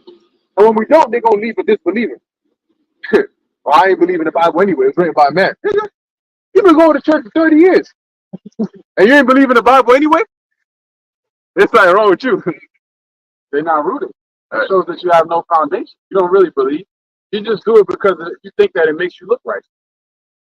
Yeah, I got a quick one. Jeremiah 2:27, saying to I'll read from 26. As the thief is ashamed when he is found, so is the house of Israel ashamed. They, their kings, their princes, and their priests and their prophets. It says a thief is ashamed when he is found? Yeah. Yeah, because they're caught in the act of wickedness. Right? And how embarrassing. Oh, here's a perfect example. You ever seen them videos where these delinquents go to try to rob a store and then they get locked in there? And then they go real quick from tough guy to now, please, just let me out, like a freaking caged rat. Dude comes up in there. Oh, and there was another one where the dude came in there with a gun, and then the store clerk wrestled the gun out of his hands. Now this dude humble. No, please, don't do this, man. Please, no. And that's that shame, because now you're caught doing something that you knew was wrong and you shouldn't have been doing. So that's why the Lord is likening the Israel onto a thief that is caught, in the middle of stealing. Because you've been doing all this wickedness, and now you've been caught. It's time for consequences. And that's why they will go to the groves a lot. Right. Frolicking under them trees, under the cover, because where you get the shade, the light, You know, it's a darker place. So it's easier for you to duck off into these forests and groves and go commit idolatry and do all types of wickedness. Like Bohemian Grove, that's what they do. Like, The elite. I'm an undercover liar. I lie under the cover. So it says, saying to a stock, thou art my father, and to a stone, thou hast brought me forth. You know that? And that's them worshiping these idols. And the stock being, if I remember correctly, is pretty much like a actually look into that in the blue letter. It might be, I'm thinking of a tree, you know, like a tree stump or something like that. But it might be something else. Oh, they're talking about the stock like a bird with the long legs and shit. Let's see. And then it says to a stone, meaning the idols they've crafted from that stone, they're saying thou brought me forth, meaning that you're my God. Right? And they bow down to them, right? In the groves. And the grove is really just a gathering of trees. You know, that little under those trees over there. That's where they have these idols. What we got? The word is Itazak. Mm-hmm. And it says, I could be wrong, so it's like it says tree, wood, timber, stock, plank, stalk, stick, gallows, trees. Yep. That's for stock. Yeah. Yeah, so that's kind of what I was imagining, like a tree stock or whatever. So they bow to those because it is from those that they make the idols. It is from those that either they make like stone idols or wooden idols or whatnot. And as it says, thou art my father, or you brought me forth. So they're bowing down to them, worshiping them as though they are their creators. That's what a father is, right? It's Hey, like that's how- it's like you got it, bro. no, just a quick point. It's like how Jake be having them crosses. They Yeah, made yeah, that cross into an idol, Right. which that's the symbol of Christianity. Where in the scriptures does it say you got to wear the cross that represents the pain and death of the Lord around your neck? If you think about a sacrifice, it's supposed to be in your spirit. You don't got to have a cross on so people know. You're supposed to have that. That's an inward thing. That ain't for the whole world to see. Got it, bro. Yeah, it goes into what they call virtue signaling, right? It's like, oh, you see me doing this, that means I must be a good person, so treat me different. No, nigga, you wicked as hell. These people that always do that virtue signaling, the most wicked people are normally Christians. They're the biggest hypocrites and the most retarded people on the earth because they have no idea what their own religion is even talking about. And then when you ask them a few questions, that's when you know, like, oh yeah, you just not you under some type of spell that even a Muslim could repent before a fucking Christian. Sometimes it's that bad, you know. But I was gonna make a point and go back to what you were saying about how they worship the trees and all that. That's where the whole concept of Christmas comes from, right? The whole Christmas tree. It goes back to the ancient Babylonians when they used to have trees, right? These tall ass trees, the evergreen tree, yeah, the evergreen tree, and they believed that those were they had spirits in them, so they used to worship them. They'll go out in the woods and worship them because they said that those trees pretty much were on year round, right? So those might be the spirits in there watching over us, you know. So they'll go in there, the groves and all that, and what they used to do was there are certain times of the year where they have something known as the Druids. The Druids will go in there, they wear all black, they go in there and they do all kinds of sacrifices and so on and so forth over there. Now it got to a point where they started to bring those trees into the houses. So the whole concept of Christmas, getting the tree, that's what it tells you in Jeremiah the 10th chapter about. Yeah, I got you, brother. About the tree. One cutteth the tree, the workman of an axe, whatever, and then puts it on his car, brings it home. They must needs be born. All that. It goes back to the Babylonians. So Jeremiah was specifically speaking about that ritual, about that whole worshiping of trees and so on and so forth. And I believe there's a precept where he was even asking them. He was like, all these things that you created, how do you turn around and say that those are your gods? You got to move your gods. When it rains, it pours on them. They can't shield themselves. How much more shield you? Shit, it's your God, but you got to be the one to move him around when it gets windy, or protect him, put him in some type of protective covering so it doesn't get moldy, or rain don't touch it, or termites don't come and eat it and eventually break it all down. Like these are things that you made with your hands, but yet you turn around and say these are our gods. It shows you how stupid these people really are, you know. And that same spirit is what they have today, right? They worship a custom that was created by man, known as Christianity. All these other religions were made by man. It was constructed by man to have some form of order. They teach you something known as hell. Hell is a control mechanism. Okay, the whole concept of Catholicism. The word Catholic means universal. Everything about them is let's bring everyone under one banner so they can worship under one, and then we can have control over that one thing that people worship. That's it. See? So when this truth came out, it's such a what's the word? An outlier. It's a difference in the whole entire ether realm. That's like, yo, what are these guys talking about? This is unheard of. Like they're bringing out points that we never even ever went into. Like we didn't even know that this was even in the Bible. Right, You see? right, right. So it done changed the whole entire game. Like, oh shit, like they're going into other things that's like you might not see RFID chip, but they're telling you exactly what it is even before it comes out. Like, whoa, there's some different level type stuff. We need to find out what's about these men. You see? So that's exactly what you're seeing. The whole concept of confusion, debauchery, wickedness, you know, people creating gods that they can worship. It's all confusion. You know, it's all confusion. And you could sit there, you can imagine what the Heavenly Father is thinking up there. He's just like sitting down looking, he's shaking his head every day. Like, my people, what have you become?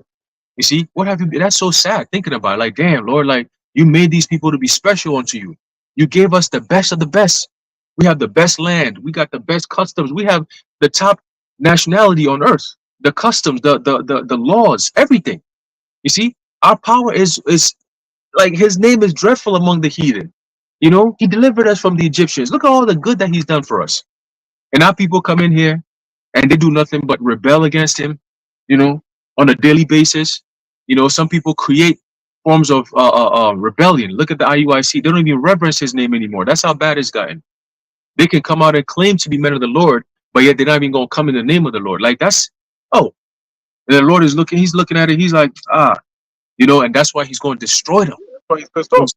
He's pissed off. You know, he's got so, it's like, it's not even sorrowful. It's just anger at that point. You know, that's why it says his indignation. That's righteous anger. When that fire comes, that besom of destruction comes, you're going to see the wrath of the Lord in that sweeping fire, that cleansing agent. You see?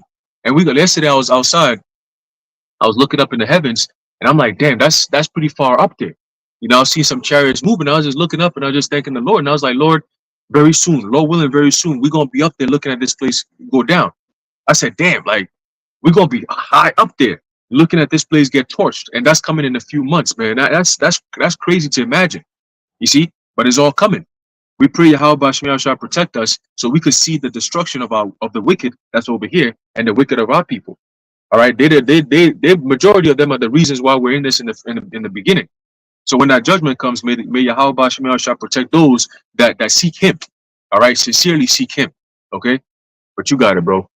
Yeah, Con. And yesterday I saw that video that you saw the video you put up. You know, it wasn't funny. I was gonna share it, but I didn't share it because he's gonna call me and I was trying to go to sleep. So I was like, I ain't gonna share it yet. You don't know I'm awake, so I ain't gonna do that. So but no, I saw that video, the one on where the woman was committing adultery with her man. Where the guy, and I mean, I was just like, you know, in 2 weeks, you know, you watch it, and honestly, you don't even know how to feel anymore. It's like, I'm too tired to get pissed off at it, and it's just like, I don't even know how to feel disappointed about it anymore. I think what was most disappointing was the fact that you're tired of being disappointed by seeing these kinds of things. You're like, damn, like, I got tired of even being mad. I got tired of even being disappointed in this shit, you know? And you watch it, and it's like, yo, dude comes in there, and like he says in the video, it's been like what 2 weeks, and that's still supposed to be his wife, and she's already getting popped by some other dude, and the guy is in there like, can I be excused? I did not know what was going on, and that's the thing about the wickedness of these women, because she gets this dude to commit adultery, and he doesn't even know he's committing adultery. She's the one. She knows what she's doing. That's why the scriptures say of her is the beginning of sin, because she set it all up. She committed adultery on her husband, also including another man in it. So now he's guilty of adultery, even though he ain't even know. So now the dude is coming in there, and you can basically hear the pain in the guy's voice. You know, he's like, yeah, don't worry, I'm out. I'm just taking my stuff and leaving. But you know, like, you know, your conscience to bother you, bro, because that's somebody's wife. That's my wife right there. It's literally been 2 weeks, and she already popping and riding on another dude.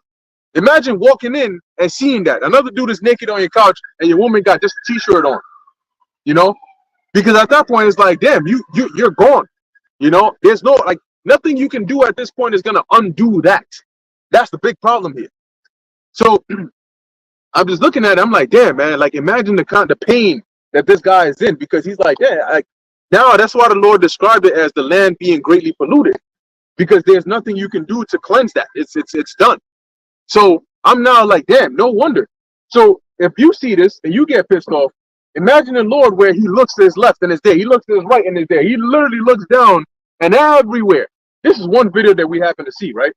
But imagine within the amount of time it took us to see this one video, the Lord is seeing all around the earth, all this form of wickedness. That's why he flooded the whole world, because on every corner, it was just violence, wickedness, murder, all of these things that are going on. And the Lord is looking at it like, damn, these people really don't regard me for shit. Like at all. Motherfucker, like he's sitting there on his throne and he's like, you got the angels in here, which are so strong. I mean, any instances of the scriptures, everybody was afraid of the angels. And these angels are trembling in the presence of the Lord. And he's looking like something must be wrong here, because why the fuck are these people who are you're stronger than them, you trembling in my presence, and look at the shit they're doing. Like they don't even regard me. It was even more infuriating is it's not just like they don't know, because I've sent my servants over there. So now they know that there's someone like me out here, and they're still doing this shit in the faces of me and my servants, not regarding me. So the Lord, and you know what? That goes to show the long suffering of the Lord. Because do you know how easy it is for him to really destroy everything? Like, it's so easy for the Lord to just crush everything if he wanted to. And you know, it takes a lot of self-control. When somebody you can crush very easily is acting very proudly and very disrespectful towards you, and you know, it literally just take a backhand and they're right back in their place. It's like the slightest thing they do could trigger you to, you know what I'm saying?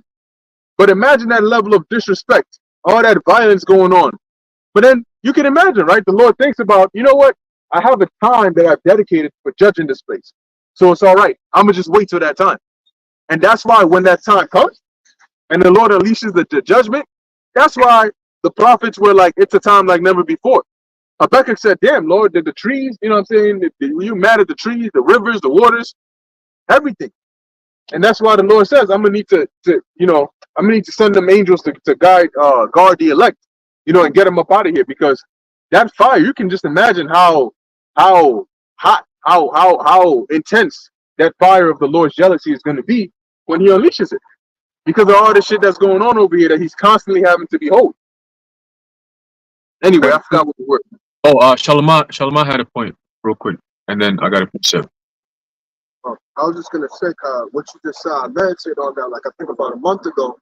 And when you think about it, I'm not saying that the Most High is gonna do this, but we're dealing. You gotta understand the type of God that we're dealing with here. Like the brother was saying, essentially, if the Most High wants to, I'm not saying that he's going to. If the Most High wants to, he could sit there and say, "Look, really, I'm the Most High. Fuck all y'all. Fuck my promise. Fuck everything. I'm just done with everything. I'm just done with all y'all. Lord, you made it possible. Fuck that. I'm the Most High. What you gonna do to stop me? I'm done with y'all. I'm tired of seeing this shit. I don't want to see it no more. Yeah, I know I made my promise, but fuck my promise. I'm tired of y'all, nigga. I'm done with all y'all. Your house, you did the work. You good. You get to stay. But the rest of y'all done.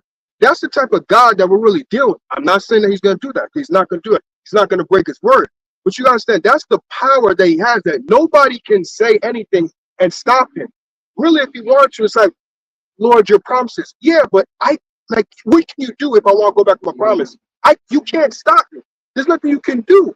Like, that's what we're dealing with. And it's like people are just aggravating. It's like you're saying, like, yo, I could just take the earth, y'all shall move, and just that's it. All y'all are done. Y'all done before. And y'all just keep pissing me off doing this, doing that. And it's like, y'all know I could Thanos snap y'all, do whatever. Yep, and that's a spirit of a Jake, you know. You got it, bro. That's a spirit of a Jake, intense heat. That's why Esau is very careful, especially nowadays. They're trying to seeking to please the poor, because they seen Jake is starting to rise up on some. Now we don't agree with this shit. Now our eyes are open to the bullshit that y'all been putting us on this whole time. So now we got questions. Send us some of that money. Don't talk to us about our color and our women and all that. No, we don't care about that. We want money now. So give us some government grants so we can open our businesses too. We don't want to hear about Asians getting bread and we ain't getting shit. That's what Jake is on right now. They question the whole Kamala thing. Like, nah, we don't want to hear this. We don't want to hear about you being a black woman. We don't want to hear none of that. All right. So Jake is starting to push that rebellious spirit even to the system. And remember, what the prophecy says, that when Judah rises up, everything is going to turn upside down. And Judah is starting to get into that spirit of rebelliousness. And when Esau tries to quell it, like they used to do back in the Roman times, there was mad wars during the time of the Romans. The Judeans versus the Romans, it was on and popping a lot. You know what I'm saying? And Jake used to get slaughtered, the Romans would get slaughtered, but it was back and forth. You know? So they know that, yo, if we piss these people off and they get band together, the distractions of putting gangs against each other and putting drugs in the communities and putting guns in the communities and pushing for violence, black on black crime, if these people neglect that aspect and they come together and they say, nah, fuck this is affecting all of us, we coming together, we're going to kick your ass, it's game over. And the Lord is going to do it in such a way that the moment Jake rises up, you got all these other, the northern kingdom that came over here, they're going to feed into that same energy too. You know what I'm saying? Because Judah rises up, all the tribes are following after Judah. So they might first come in here with the spirit of rebelliousness, or we fighting against ya, but the Lord gonna put a spirit on them where they're gonna come together and start whooping on Esau and them. You know what I'm saying? And this is gonna be a beautiful sight to see. But ultimately, what's gonna happen, as Shalomah was saying, that it's easy for the Lord to just bring that judgment just like that. That's why this place is gonna be done away with within 1 hour, over with. All right, but there's a build up to it, right? And as it says here, this is a book of Isaiah, chapter 13, start off at verse 9. It says, "Behold, the day of the Lord Yahweh cometh, cruel, both with wrath and fierce anger." Why? Because he's been long suffering. He's been holding it in for so long. When he finally unleashes, like I said, a Jake, when he finally unleashes, he's unstoppable. All right. When a Jake's, yo, you might have a Jake that's real calm. You know what I'm saying? He's like calm. Every day people pissing him off and he's calm. Then one day he snaps. And then when he snaps, it's like, oh shit, this nigga's strong as hell. They're bringing cop after cop, and he's just standing like moving, motherfucker. Yo, get the fuck off me, man. Yo, get off me, man. You've been doing this for mad long. I've been saying, yo, chill, and you finally got on my last nerve. It's over for yo. And if you're not careful, you take that motherfucker's life like it's nothing. You know what I'm saying? And he wouldn't feel no pain or even break a sweat. Okay? So think of the Heavenly Father like that. Like, yo, damn. Right? It says what? It says to lay the land desolate. It's not parts of the land. No, he said the whole land is about to be desolate. All right. It says what? And he shall destroy the sinners thereof out of it. So the land is destroyed, and those who are on the land are going to be destroyed too. Right? Notice it says the sinners thereof out of it. Okay. It says, for the stars of heaven and the constellations thereof shall not give their light. The sun shall be darkened in his going forth, and the moon shall not cause her light to shine. Because when you have those, that day is going to be a dark day. Right? Not only are you going to have the clouds or whatever, you know, Bill Gates trying to block out the sun and all that good shit, right? But also when the missiles are shot off, right? There's so many of them that is going to block out the sun. Okay, one missile hits, right? The explosion goes up, the sky is all filled with smoke and all that. You're not going to see no sun coming through. You know, remember last year? Was it last year or the year before? I believe it was last year, where you had the smoke thing that was coming from Canada, they were saying. There's smoky skies, whatever, right? It was hard for you to even get the sun to come through because you could even see the sun. It was like a small little orange dot in the sky. You're like, damn, like this smoke is thick, you know? So imagine when the missiles hit this place, right? All in different states, all at the same time like that. You know, like one missile hits, boom, and then a few seconds later, another one hits over there, boom, and another. It's going to make a plume of smoke where it's going to be dark. Everywhere is going to be dark, you know? And smoke is what? It's dark. It's like tar. It's dark, you know, color. Right, so you're gonna have all that with the fumes and the explosion of the gas stations and the oil reserves and all these different places, the factories that have all kinds of electricity going through. When all these things hit, pop, pop, boom, boom, everything is just gonna be exploding just like that. You know what I'm saying? And the aftermath, the dark smoke is gonna cover the whole skies. You know what I'm saying? We're gonna be up low, willing, looking down at it. But if you're in here, it's game over, bro. It's game over. That's why it's gonna be so much that the merchants, the shipmen who are going to be on the oceans, on the seas, they're going to be able to see that smoke going up, as it tells you in Revelation, the 18th chapter. You see? So continuing, it says, and I will punish the world for their evil and the wicked for their iniquity. And I will cause the arrogancy of the proud to cease, and I will lay low the haughtiness of the terrible. And what do we see in America now? The theme since 2020 has been a heavy spirit of exactly what we're seeing here. Wickedness, iniquity, arrogancy, pride, right? Haughtiness, okay? All that shit has been balled up into one, which is known as the New Age American New Normal. And that's all you see is just straight fucking folly and wickedness, man. And that's paving the way for this prophecy to be fulfilled. Okay, because once the missiles hit, all that stuff is done away with in one shot. The Lord is cleaning up all the cancer. He's not letting one go. And then guess what? Them over there in Tel Aviv, they're also gonna get cooking too. All right, they're gonna get a whole lot of cooking over there. The Lord is gonna cook all them motherfuckers over there too. All that wickedness that they do over there and permeate over here to America, they're also gonna be getting that judgment. Okay, so don't think, oh, I'm gonna sneak my way into wherever you may be. The Lord can have an angel come snatch your ass up and bring your ass over here to Babylon and get cooked. Right? He took Habakkuk. He sent an angel to grab Habakkuk by the locks and sent his ass over to Daniel in was it Babylon, right? Sent his ass over there to feed him when he was in the lions den, right? And then brought him right back into the land of Judea. So the Lord could do that. He grabbed a whole bunch of sent angels. Yo, go gather all these people, beam them up, and then send them over here to America and just drop the asses in there so they could get cooked too. You might see yourself walking around, all of a sudden you get view, and then you appear and you walk in Las Vegas, Sin City. Like, oh man, how did I end up here? Where do I go? What do I do? In 15 seconds, there's a missile gonna be hitting. So find your nearest shelter. Yeah, you wicked ass niggas, man. You gonna be driving in your car thinking you about to commit some more adultery and shit. The Lord jack your ass up, send you to a different spot, and then boom, you about to eat missiles 10 seconds later. You know what I'm saying? So hey, man, the Most High is not to be played with, man. All right, all these things we just mentioned, these are just examples. But the Lord is going to do something even greater that we're going to be like, oh shit, I didn't even think of that. Damn, Lord. You know, it's all coming. It's all coming, man. And these days are fast approaching. All right, let's get it. You got it. That precept? Isaiah, yeah, that's a good point. That's a good point. And when it happens, the glory of the Lord is his name is going to be magnified.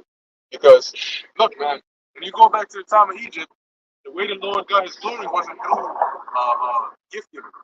Okay? Or you could call what he gave to Egypt a couple of gifts. But those were through terror, through destruction. That the Lord's reputation was with fear. That's how we knew the Lord. Right? The God of Abraham, Isaac, and Jacob, it was through fear. And so when we went to Jericho, they knew about us, they knew about our God through fear, because we heard what he did to Egypt. All right? So go ahead. This is the book of Isaiah, chapter 42 and 8. I am the Lord, that is my name, and my glory will I not give to another. And in the Hebrew, it'll read, I am Yahweh, that is my name, and my glory will I not give to another. So that's the thing right there. You got a lot of people that believe in other religions and other beliefs, and they give the glory to another, another name, another deity, without giving it to Yahweh Ba'ashem Yahushua. Meaning, in actuality, they may call upon their gods and nothing happens, but then, sometime along the line, the Lord does something and then it benefits them, and then they attribute that to the God that they're praying to. Okay? So they're giving that glory to another God that's not Yahweh Ba'ashem Yahushua. And the name matters. It's not a matter of, oh, we serve the same God, we just call him different things. No, you got to call him by the same name. Because there's still differences in the characteristics, all right, that are attributed to the name Yahweh. Exodus tells you that he's a man of war, right? That was in that verse. Okay, get that. Neither my praise to graven images. Yeah, neither my praise to graven images. So when like we read earlier, when you bow down to this wooden idol or this stone idol, and you say you are my father or you brought me forth, you're giving the glory of the Creator. You're taking that from the Most High. You're giving that to these idols, to something that you created. That's disrespectful. That's you stripping the Most High of his glory, his title, and giving it to something that you made. And in the book of Romans, it talks about that, how they worship the creature more than the Creator. The creature worship the creature more than the Creator. And yet, you've never seen these idols actually do anything miraculous. That's one thing people never stop to think about. Wait a minute. Your idols don't actually ever do anything. You just think that they do things, but they never actually do anything. When you deal with the time, I believe this was in the book of Samuel, where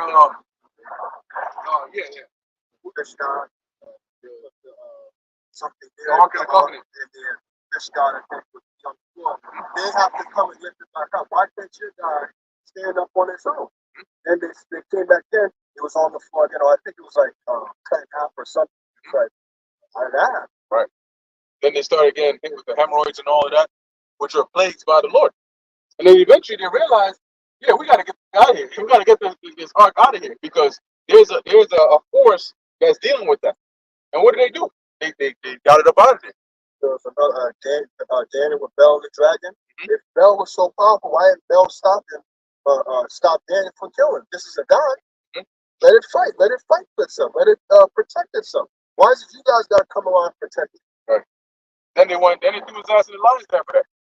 But wait a minute, they should have been more concerned about the fact that their God just died. Oh, wait a minute, it's a God. How did Daniel kill it? Yeah, that whatever concussion he made when he put it in the dragon's mouth, the dragon should have been like, I eat those. You know what I'm saying? Yep, ate that. Now what? You know? That dragon was gone. Long gone. Then the people got mad. And it goes to show you, man, the mindset of people. Anyway, is that it on that? Now let's jump to what we have before. Yeah, let's finish on that. From Zephaniah 1 and 6, and it reads, and them that are turned back from the Lord, and those that have not sought the Lord, nor inquired for him. Yeah, see, so the Lord is going to bring judgment upon those that are turned back from the Lord. So at one point, you were serving the Lord. At one point, you were calling on his name. At one point, you were doing what he required you to do, and then you turned back. Okay? For whatever reason it was, stop doing that. And the scriptures tell you that the latter end, I forgot what chapter that's in, but it talks about when a man, spends his whole life serving the Lord, doing what he got to do. If he stops and he commits iniquity, his latter end is going to be remembered, and he's going to be punished and judged for that iniquity that he has done. Versus a man who I think is in Ezekiel 3. Ezekiel 3, yep. Ezekiel 3? All right, Yep. we get that too. Versus the man who does all wickedness and then repents at the end and does right, like Manasseh, then the Lord is going to forgive him. Okay? So as we're reading off over here, those that have turned back from the Lord, those that have not sought the Lord, that's what's going to happen. He's going to come seek you because he gave you a job to do. Every Israelite has a duty. Ecclesiastes, the 12th chapter. The whole duty of man is to fear the Lord and keep his commandments. And you're not doing that. You're definitely not fearing the Lord, because if you were, you'd be keeping his commandments, and you're not doing that either. So the Lord now needs to bring the correction. I got that precept you were asking for. That's it. Bring it on. It's the book of Ezekiel, chapter 3, and verse 20 says, again, when a righteous man doth turn from his righteousness and commit iniquity, and I lay a stumbling block before him, right? So it's the Heavenly Father who lays a stumbling block before anyone who goes off. Because if you're not of the elect, he's going to set you up so you could fail, so you don't pass the test, so you could be delivered. Right? So it says, he shall die, right? Because thou hast not given him warning. He shall die in his sin, and his righteousness which he hath done shall not be remembered, but his blood will I require at thine hand. Okay, so going back to what you were saying, all right, actually, let me see if I can get a little bit more on that. It says, verse 21, nevertheless, if thou warn the righteous man that the righteous sin not, and he doth not sin, he shall surely live. That's the elect. Because he is warned, that again, the warning, right? Also, thou hast delivered thy soul, right? So when you, let me see, I think, actually, verse 18 and 19 also is good too. But we got the point, right? The point is, if you might be doing something good, or you might think you're doing something righteous, but the moment you fall off track, you take your hands off the plow, the Most High is not remembering that righteousness that you did before, that service that you put in before, right? The Most High is of the mindset of, what have you done for me lately, right? He is the king. Okay? What have you done for me? Have you around? You know what I'm saying? Why should I have around if you're not serving a promise? Serve for, right? That's how a king thinks. If you're there to serve the king, you do what the king brought you in there to do. The moment you're no longer able to do it, is either he's gonna retire you, you're too old, so chill, or you're just not doing the right thing. You're not in the right spirit to be in this house. You gotta get out of here. All right. So that's how the Most High works, man. And he's expecting a perfect sacrifice. Okay, it has to be perfect, man. We can't emphasize that enough. Most High looking for perfection. And that perfection is coming from the true understanding of the scriptures and the deliverance of that, man. All right, if you taint it or you add a little something to it, or take a little something away from it, is no longer perfect. Therefore, it cannot be given unto the Lord. All right, but these other guys, they push that shit like it's like, you know, you could just do whatever. You can't not just do whatever, man. All right, and that's where the judgment is coming in. All right, but you got it, bro. Right. Right. Got it. John chapter 4, verse 23.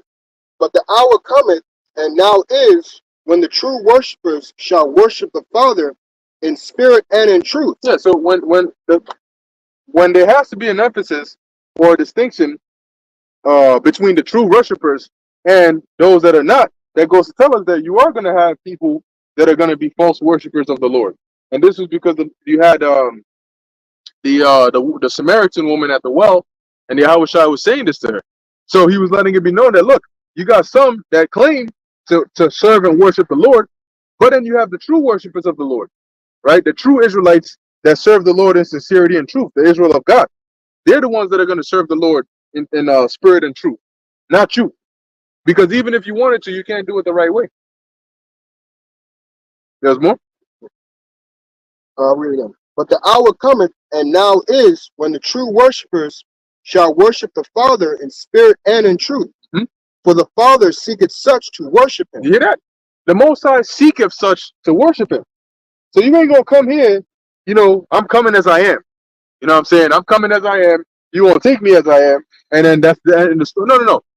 The Most High seeks a particular kind of worshipers to worship him.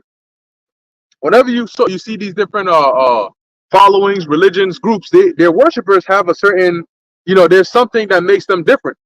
You know, like when you watch like some of these Hindu religions, their worshipers either dress a certain kind of way, they eat a certain kind of thing, they do certain kind of rituals. But there's certain things that distinguish somebody from being a worshiper of a certain God or a certain following than somebody else.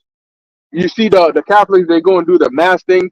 The second you go around, you see that little black thing on their heads, you know that, okay, this person is Catholic.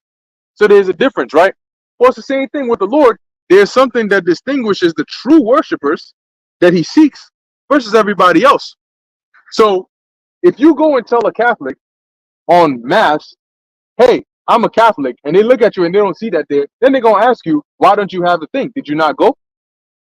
Or if there's some holy day that requires you to do something and you don't do it, but you claim to be following that belief, they're going to ask you, well, why didn't you do this then? So it's expected that if you are a worshiper of a certain God or a certain following, then you should do whatever it is that makes you stand out as a worshiper, right? It's like a Muslim that doesn't keep Ramadan, or that doesn't go to the mosque, or doesn't fast, or doesn't do all of those things. Then you look at him like, you know what I mean? So when it comes to serving Yahweh Ba'Shem Yahushai, there are certain things that distinguish the true worshipers. That's why Yahushai said that. The Father seeketh such to worship him. And to your point, you have certain Ishmaelites that they'll chop themselves with swords Yeah. until they bleed out, which is the same thing as the prophets of Baal did. Shows you that the same line of false gods. And then I think Jehu said he wanted to bring all the worshippers of Baal in. I'm sure they all had some kind of, like you said, some kind of thing. Might have had a garment, or they all had some kind of thing that they knew that they all did together. It's weird. Like when you think of Mass, Palm Sunday, it's like, where is any of these things in the scriptures? For real. Like you're going work doing these things, and it's like none of it's in the scripture. The Lord said, "Do this in remembrance of me" with the Passover. You know, the bread and the wine. That's in the scriptures. Where is Mass in the scripture? Yeah. Where's Palm Sunday? Where's what is it, the other one? Resurrection Sunday. Where did it say to do these things? And even if you want to say, "Oh, we're remembering the Lord for, you know, when he sacrificed us, he was on the cross," that wasn't a joyous moment. He said, "My soul is exceedingly sorrowful unto death." He went to the garden to pray, to ask the Lord, "Could you remove this from me? Could we do this another way?" He went back to his disciples like, "Yo, you couldn't stay up for like an hour?" Like that's how down he felt. Like, "Yo, I'm feeling alone right now. You guys can't even stay up." That's giving you the atmosphere. Like, "Yo, I am," for lack of better words, "I feel fucked right now, and y'all are just want to celebrate the man's death." Good Friday, you call it. Oh, Good Friday, the water, yeah. Like, don't get me wrong, like, we needed him to do that. Don't get twisted. I don't want to sound fucked up saying that because we ain't way back to the Father, but it's like, it wasn't like he had to like go through a horrible death. Like, I remember, I think I sent that video to you guys as well. Like, the going towards Yahushua's death, the crucifixion, all that. Like, when they were whipping and beating him, that isn't just, okay, he was getting whipped. No, like, They got a 9 tails? right, it would pull out his flesh. Like, imagine like your jeans pocket, right? And you pull out the pocket, like that's how his flesh was looking. The crown of thorns. It wasn't just, okay, they put the crown of thorns. No, like they put it on and pressed it. And They were long. Thorns, they were long. and you can imagine the thorns going into the man's skull. And it's not like he can remove it. He has to deal with that thing. Right. Then on top, they removed his clothes and all that, ripped it off him, made mockery of him, bowed to him. Oh, here's the King of the Jews. I think they brought like a certain reed. Right. This man had to endure all that. Then on top of that, go on the cross, had his nails, through his hands and all, and his feet. And it's not like, okay, he's just hanging there. No, he has to actually support himself to keep himself up. When he's up there and you're like this, it's not like the nails and everything is keeping you up. No, you have to, like, on your toes to keep yourself up. And then on top of that, to also help himself breathe. And he was there for 3 hours of that, excruciating pain, having to every minute or sometimes go like this to help himself breathe. And I get a breather because, your calf muscles in your feet, you can't be like this for 3 hours. So it's like, all right. And then when he's back down, it's hard for him to breathe. So he has to probably like a wheezing and be able to breathe, and then go back to wheezing. Then having to have your mother, your disciples there seeing that as well. Them crying, right? Them crying, and it's like, it's a horrible thing that you gotta see, especially your mother gotta see that, but it must be done. And y'all, oh yeah, resurrection. No, it's not a joyous thing. A man have to die in a horrible way. Scriptures tell you that he was marred more before anything. You can't even recognize him. My bad. It's just like, No, that was very, very good. It's very, very spiritual to brought that out, man. People gotta hear that.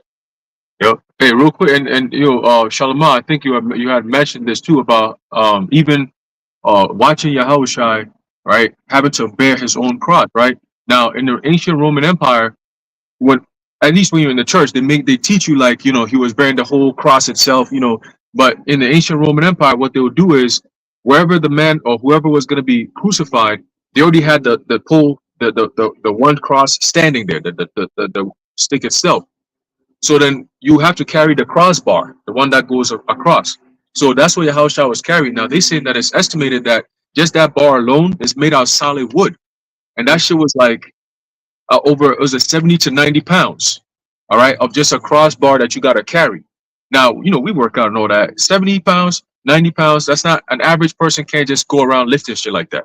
You know what I mean? Unless your body's conditioned to lift weight that heavy, you're not just going to lift up 70 to 90 pounds just like that. Nah, it ain't going to work like that. So imagine going through all that shit, because remember, he didn't eat the night before, okay? Like the whole Passover situation, Yahushua was in the fasting spirit. He was up in the early morning on in the Garden of Gethsemane, right? Like Shalom mentioned, and he's up there, like stressed out. Imagine that. You're not gonna be hungry if you about to be put to death in the next few hours. You're not thinking like that. You're about to go through humiliation. You're not. If anything, you're holding everything in to be as strong as possible. You're stressed, and he gets to the point where you got all these people up there. You got the Romans, you got the Judeans. Everybody's just looking at him like, yo, this man was performing all these miracles. Some people were like, yo, he's the Messiah. He's gonna do something. He's gonna, that hope of, okay, come on, get up. Like, you're the good guy. You gotta strengthen up, stand up and fight back. We know you can do it. We've seen the kind of power you have. Come on. And it's like as he's going, and you see him just getting beat down and worn out, and he can't even carry his cross. They had to get Simon of Cyrene to come in and help him out. You know what I'm saying? And he's going to be blessed. He's also of the elect, right? But to see all that, and it's like, damn, like watching Yahushua go through all that. And then he finally gets to the point where they nail him on the cross. It's like, yo, that's so painful to watch. And you can imagine the women, right? They were weeping because they were like, yo, come on, get up, get up. You might have little children that were following Yahushua at that time. And then they grew up and became men and they were teaching in the ministry, but they were also little children watching, watching Yahushua. You could imagine them you know, crying and big, like, come on, get up. And then as he's going and getting towards the end, he ain't getting up. And it's like, damn, it's like a spirit of like hopelessness, like, yeah, that your heart just drops, like, damn, he died. But then he rises up again. You see? But only those who had the faith, you're gonna get that spirit of rejuvenation, like, he's back, let's go. Like, you get excited, you know? That's why when he was about to leave, the disciples were like, yo, you about to set up the kingdom now because you back. They thought they got you, but you back, you know? So when he comes back, man, it's gonna be a spirit of like, man, like so many different emotions all at the same time. You know, at least for those of us who are in tune and what's going on, we're gonna have a mixed feeling, like, yo, like, oh shit, Yahushua, like, I remember you now, like, yo, there you are, you know. And at the same time, like, you're afraid, but at the same time, you're excited. You're like, yes, let's go. Like, this place is about to get destroyed. It's over with. He's back. You know what I'm saying? And it's like a whole feeling, man. But you know, just kind of, you got to remember, like the Apostle Gabar always says, you know, you got to envision the scriptures. When you read it, you got to actually remember, like, see it, like you actually see it in your mind's eye, you know. So imagine what Yahushua was going through. You know, we saw it, right? And we back again, seen it again in this lifetime. When we read it, we're like, yup, it's back in our remembrance. You know, all the sufferings that he went through. That's why the work that we do is so passionate, because we saw what he did for us.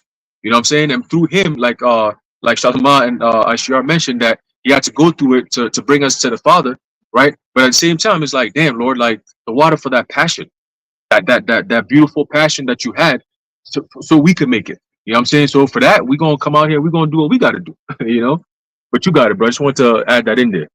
I just wanted to make mention real quick. Yeah, I think in actuality, he would have to have eaten that night before, though, because in order to keep the Passover, you gotta actually eat of the actual. But what he did was he didn't drink of the wine the night before. Yep. And you can imagine, right? Like the point that Amram was making is that he ate because it's the Passover, but he wasn't in the mood of like today we'll say it's not a lamb dinner, right? And that's why when we eat of the Passover, we don't eat it like, yeah, the lamb may taste good, but you're not there to eat it like, oh, I'm good because that lamb tastes good. It's not a full meal. Exactly. It's just meat, so it's like it's a light meal on your stomach. Mm-hmm. So it's not like he went there with like macaroni, potatoes, and something hefty on his stomach to go to the next day. No, it's a light meal. Right. And it's prepared, and it's really a ritual, right? At the end of the day, that's what it is. It's a ritual, and you're supposed to prepare it a certain kind of way, and you're supposed to eat it a certain kind of way. So we're eating it in adherence to that custom, you know. And if you're in the right spirit, you know, when you don't have an appetite but you're eating, that's the kind of feel you would have, because you're thinking about what is this meal I'm having actually represents.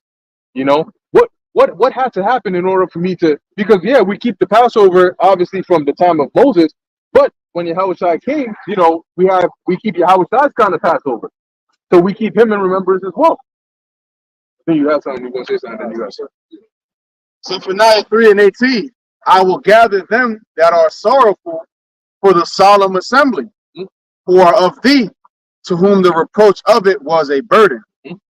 And the solemn assembly is a serious gathering. And the scriptures tell you in the law, the Passover is a solemn assembly. So when you come to the Passover that night, it's serious. That's the whole point. It's serious. Because at the time of Yahushua, they weren't cracking jokes. If they were cracking jokes, then they wouldn't have been afraid to ask him, who is it that's going to betray you? That's why I want to enter as well, because like kind of skip through it a little fast. But imagine, like, you know, like Elder Apostle Barnes says, you have to envision it. And remember, it's our people. It's not Edomites. You know how our people get real over exaggerated and things like that. So imagine it. You have the Passover. It's a solemn assembly. You got your disciples here. Yahushua got John very close to him. He said one of y'all is going to be a devil and betray me. You gotta imagine the disciples at the table. What? Just said one of us going to betray him? Yo, what you want? What you talking about? Who is it? Who is it, Lord? One that dipped the sop in me in here with me is the same one. So they're all looking like, I ain't dipping it in there, but you got to, because I ain't doing it. When somebody in there thinking, shit, I wouldn't do that. Somebody, you know, Juice is the one that would eventually went and did it. That's why Yahushua said, you know, go and do what you got to do. Imagine the emotion. You know, the scriptures don't tell you that, but imagine the emotion Yahushua probably felt when he had to tell Judas, go and do what you got to do. Knowing what's going to happen. It's like, yo, you was with me for 3 years. I told you, I ate with you. we probably, had some close interactions here and there, and now you got to be the one to go over there and betray me. But it was set up for Judas to do that. Then he's in the Garden of Gethsemane. He brings, I believe, Peter, and I can't remember the other disciples, right? With there, and it's not just, Yahushua's praying in there, he's on his knees praying, and then that's it. No, he was in there, from I say, for like probably more than an hour. So it's like he's in there praying, and then eventually he stops. So it's like probably walking around. If you're stressed, you know how we all be like, you're not hearing nothing. Yeah, it's like Pops ain't answer. I see no angels. What's going on? You pray again. He goes to the disciples. Yo, y'all couldn't stay up, man. Like, yo, I'm stressed out right now. Y'all gotta stay up for me right now. I need y'all to just be alert. That's all I need you to do. Just be alert. Go back, pray. Nothing going on. Fuck. I gotta go back. They sleeping again. All right, you know what? Let's just go. We gotta go. Look, the hours come. I gotta, he that doth betray me is on his way. Then that scenario comes up. Judas comes with the individuals to take out shot. You got Peter, and you said John was also there. Imagine they roll up. Like, imagine, it's like this right here, right? Like, I'm not saying I'm your house shot, but imagine, I think majority of the disciples were there, but then when he went off to pray, he took a few a little further. closer, Yeah, because it said Peter, John, and James. Peter, John, and James. Yeah, the three. Yeah, because then the rest. I mean, they scattered too, but the rest ran too. Okay. So imagine you pull up, now you see this big entourage coming. Judas did. Imagine the disciples like, Judas going on with it? And it's like they coming out there, they got the swords and they had all of that. And it's like, yo, Judas come up, kiss your house shot, and then they try to grab him on. It's like, yo, what the hell is going on? Judas doing like, what the whole situation is? You this entire time? You? It's not like, again, this is our people. It's not no simple, it's Judas. No, it's these motherfuckers. I always knew there was something up with you. You was the slimy motherfucker. There was something, you would do something conniving shit, Tom. I'm not fucking surprised it's you. But your house shot, eat all of that, knowing that, yo, you're one of my people. You were with me. You were a close one. You were a disciple of mine. And you're one of them that betrayed me. And I gotta eat that. It's like, yo, I gotta stand there and watch you eye to eye and talk to you and say, Fred, how come you betray me with this? It's not the scriptures don't get to the emotion of that. Like, I gotta look you eye to eye and you the one that betrayed me. And then I still gotta have a calm demeanor and let all this happen. Like, you never know how shit. And you have to calm Peter down. Because Peter drew that sword, cut off the ear of the. Right, so then after his emotion got shoot. No, Peter, you can't do that. Chill out. Everyone that takes the sword shall die by the sword. Don't you know how to bring a 12 legion angel and take this whole shit down? But then how much the scripture be fulfilled? Then after that, you put the air back on the man. Like, something on the back, like, no. Like, this shit crazy. Like, damn. People like, it's like a movie. That's how people are.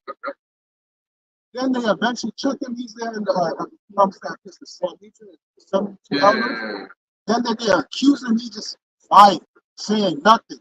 They probably get in his face like, yo, you don't hear all the accusations we got against you? You don't hear this? Punched him. This man said you destroy the temple in 3 days. You don't hear the type of stuff this man saying? With all this false accusation. If it's one of if it's you, you're like, man, y'all goddamn lie. I ain't say that shit or mean that type of stuff, but no. Why? He's like, look, you see the Son of Man come with power and great glory. The angels like, this man said, what do I need? Then, like you said, they slapped him on something. Who slapped the or anointed tongues? Who slapped? Then eventually, it took him to Pontius, same thing. Pontius is like, yo, you don't hear all these accusations. Pontius marveled at him, like, yo, how do you hear all this stuff? An average individual would try to stand up for himself. You're not saying nothing. You're just there. Oh, but also keep in mind too that when he picked Judas from the beginning, he knew that Judas was going to be the one to betray him. So imagine 3 years you were around him and like imagine you came from the future. In the future you were betrayed by somebody, like a brother, during the time we needed it most. And now you come back 3 years later, you got to be in the same camp with him. You got to keep the high holy days with him. You don't give an indicator to him that you know this. And this brother comes to someone, hey, yo, when you been out there? You got to hold that because it's like, it, but it's like, you can't, your initial action, like, do that. You're like, You're gonna be like, it's like you might count it, but it's like you gotta You not gotta not do it. You gotta do it. whole time. That's right. Whole time, yeah. That's crazy. You know it. You know it. I saw that movie, The Dark Knight. Girl at the end, she stabs Batman. Oh, I didn't. It's the slow knife. Oh, Dark Knight Rises. The knife that takes its time. The knife that cuts deep. It'll take years to cut you because she was friends with him. And basically, she knew him for a long ass time. She already had built him. She slept with him. Yeah. Long ass relationship. You know what I'm saying? They knew each other for a minute. Thought that was his woman. And she comes through right in the time when he was about to, when he needed help. Came through with the knife in his back. She told him not to say this. He told him not to slow. That's just how it was with Judas. And the Lord knew it was, but the thing about it that makes it crazy, like the brother said, he knew that it was going to be Judas. That's the crazy part. I picked him. And Oh, that's I the picked him. like, yeah, you got him. Yeah, you are. Judas, my man.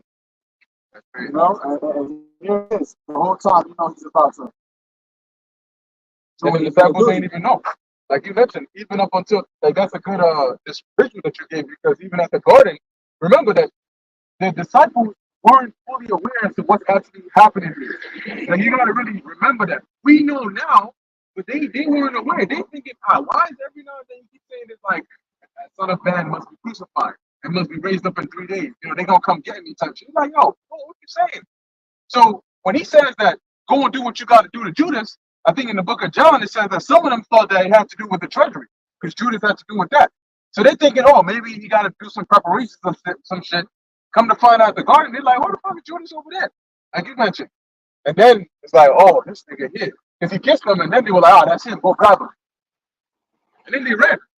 Imagine that. Hey, and that kiss goes back to what is known as the kiss of death, right? There's an ancient I forget what empire it was, but there was something. I think the Romans were doing it too, where they had something known as a kiss of death. When you got kissed, it was more like even the mafias do that shit, right? Where they'll kiss you, and then that's like is a wrap. The moment you get that kiss, then the snipers know, that's that guy that we're looking for. So that was pretty much what Judas did. Yeah, And on the face, which it was in our custom a greeting, right? Like it says, greet the brethren with a holy kiss.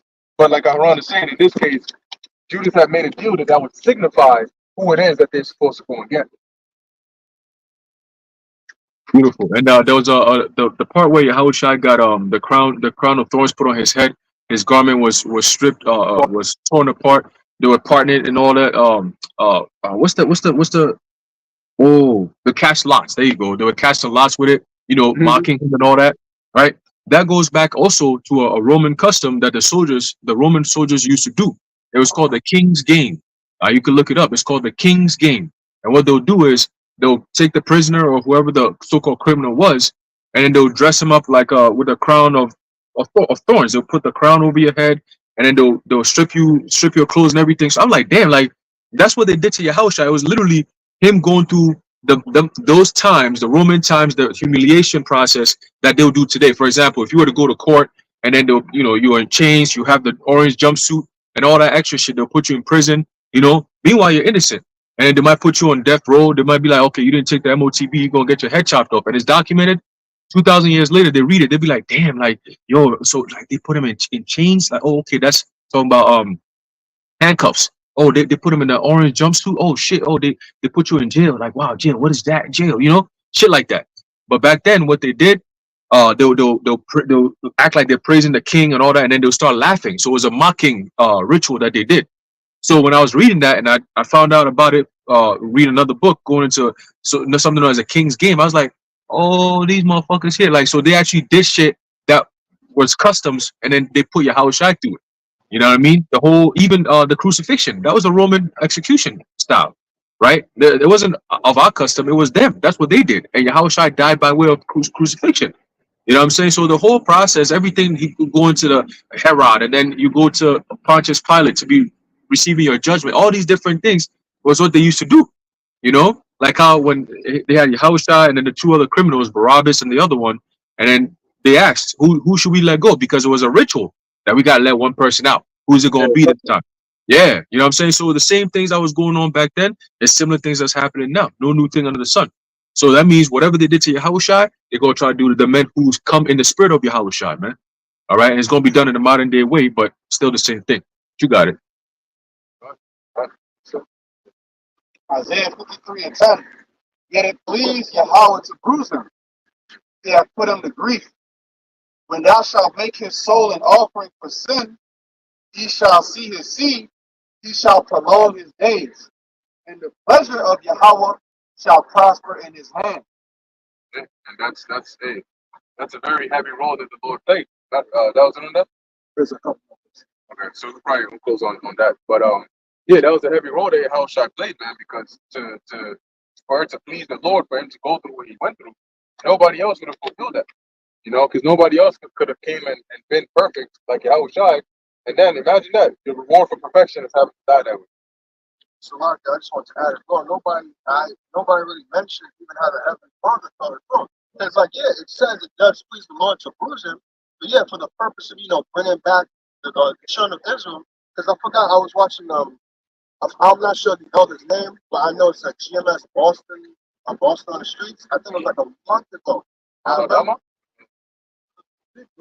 Oh, not Elder Dom. I forgot his name. I know you. Yeah, Is it Elder Imos? I'm not sure the name. I'm honest. Yeah, it might be him though. But yeah. Yeah. But he was stating how the relationship between the nation of Israel and the Most High was so serious that the Heavenly Father sent his son to die on the cross. That's how serious the relationship was. And I want to make this point that, that pretty much, yeah, even though, yeah, it says that it pleased the Lord to bruise his son, you never know, like, yo, as a father, you're seeing, like, this is your only begotten. This is the first spirit that I created. This is a unique spirit that is closer to me than any other spirit. And even though, yes, it pleases me to bruise him for my purpose to perfect him and the rest of the nation, I still have to watch my son go through this. It doesn't mean that, yeah, it may please me, but I may still not like seeing him go through this. Like, I don't like seeing him be on that cross. I don't like seeing his own people spit on him and things like that. Yeah, it does please the Lord, but you never know how the Heavenly Father may have felt as well. Like, yo, I have to watch y'all spit on him. Like, this is not like y'all other spirits. This is a separate, like, this is mine. Like, he came from me, and y'all are spitting on him, mocking him. Y'all pretty much put the crown of thorns, like doing all this type of stuff. I have to watch this as a father. And like, I have power to deliver him out of this, but for my purpose, I have to let that be. Right. Yeah, but you, go ahead. The NLT says, but it was the Lord's good plan to crush him and cause him grief. Yeah, but the scary thing about it too is that the Lord don't feel like we do. So, to the Most High, on the one hand, like, for example, we would get emotional, but the Most High, at least from what you read in the scriptures, he has a very, like, Detail. yeah, and like logical, like, way of dealing. Meaning, like, in the Most High's mind, if he sent his son back to do this, this is what you're gonna do, regardless of what it is. But I'm getting pissed off because, like you were saying, Shalomah, I did all of this for your dumbasses, and you're sitting there talking about let his blood be upon us and our children's children, and then you're going about basically disregarding the effort I put in to deliver you, and then the Most High gets angered.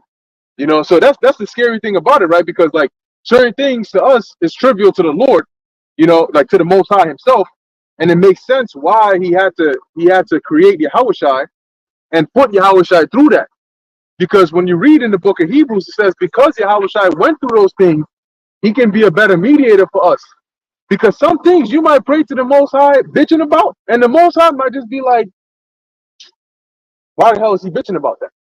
But it takes Yahushua having gone through that to be able to reword that and push it to the Father and say, you know what, Lord, please just get him out of it, because I know he's it's not that he's being weak, but he's feeling yada yada yada. Because to the Father, he just be like, bro, just do what you got to do. But you can imagine it's Yahushua that really gets us those little carnal goodies here and there, catch a break here and there. Because if it's up to the Most High, look at how he dealt with Ezekiel.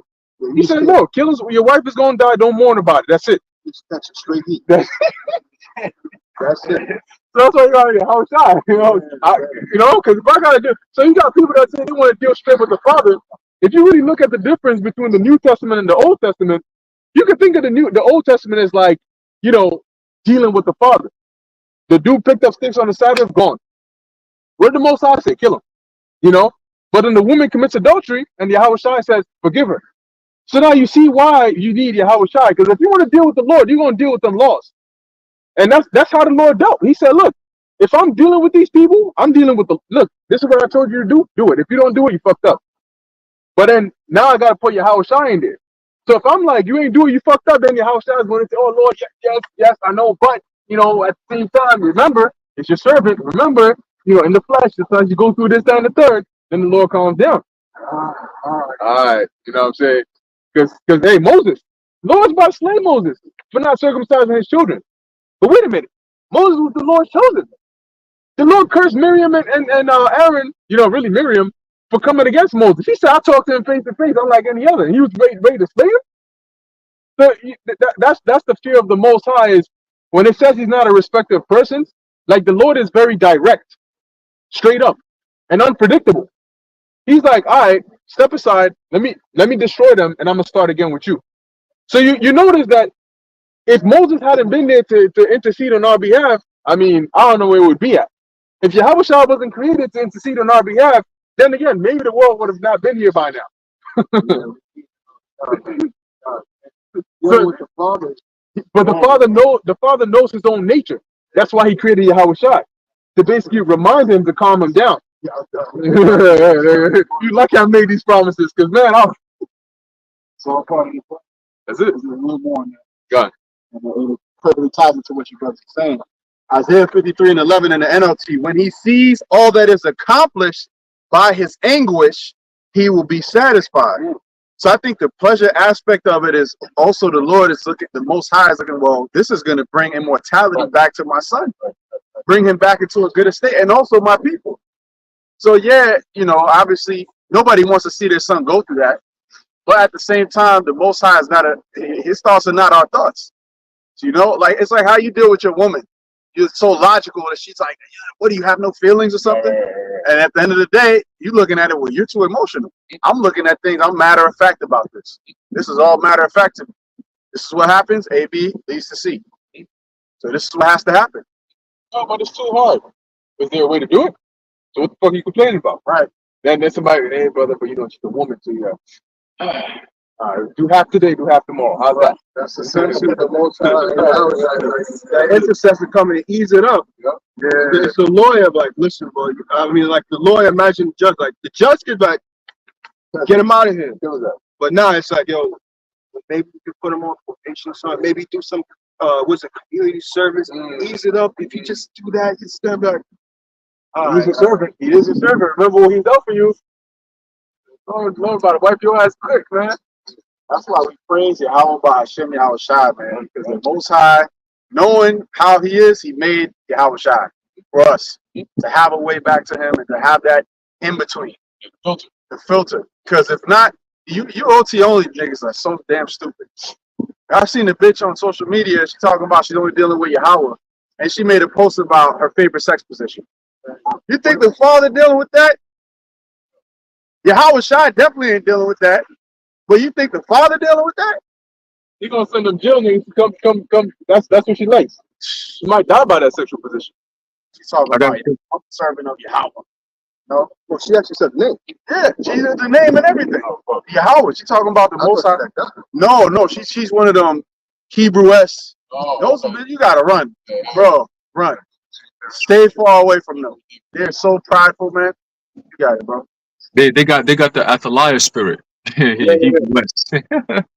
Yeah. Yeah.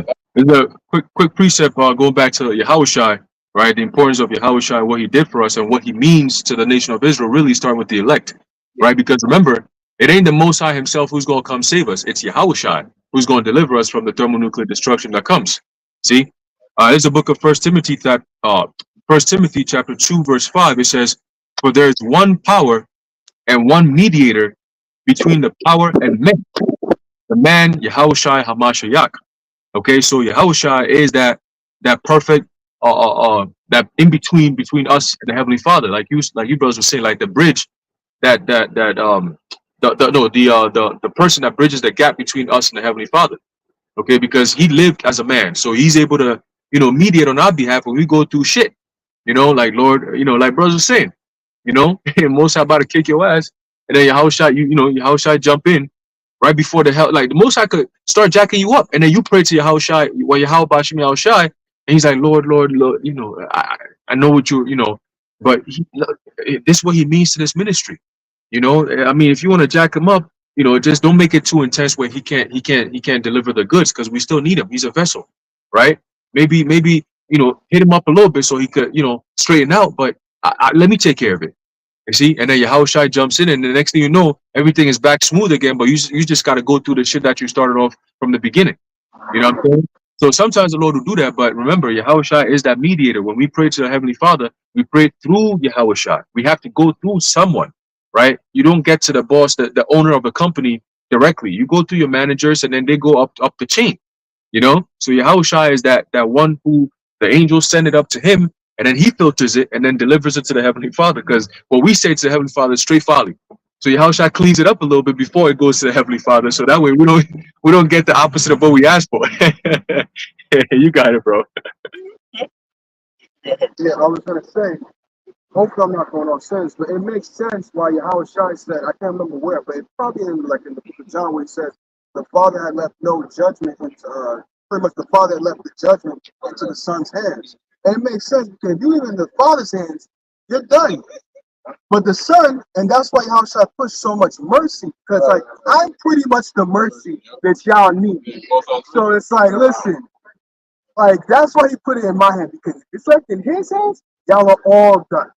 So it's like, that's why he heavily put the mercy. That's why he told the individual, how many times shall I forgive my brother? He said 70 times 70. Because if not, you're done for. This is why I'm up there, like you said, intercessory. The mercy, I'm talking on y'all behalf, working things out every day, every hour. Remember, they don't sleep, so it's like every day. It's like the most times probably imagine this for the neck. Yeah, you sleeping I want to take my bed. No, Father, chill out. This is good to the ministry. He's trying, his mindset is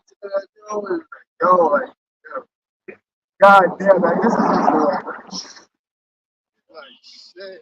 Yahushua is like the embodiment of Yahweh's mercy. Yeah, God damn. That part. But it goes to show you also still the mercy of the Most High. Because, like I said, the scripture says, and Ezra said it, that when he saw that our sins were great, he multiplied his compassion. Because he knew the Lord knows his nature. So he knows that, look, if I see this right here, I know how I'm going to get it.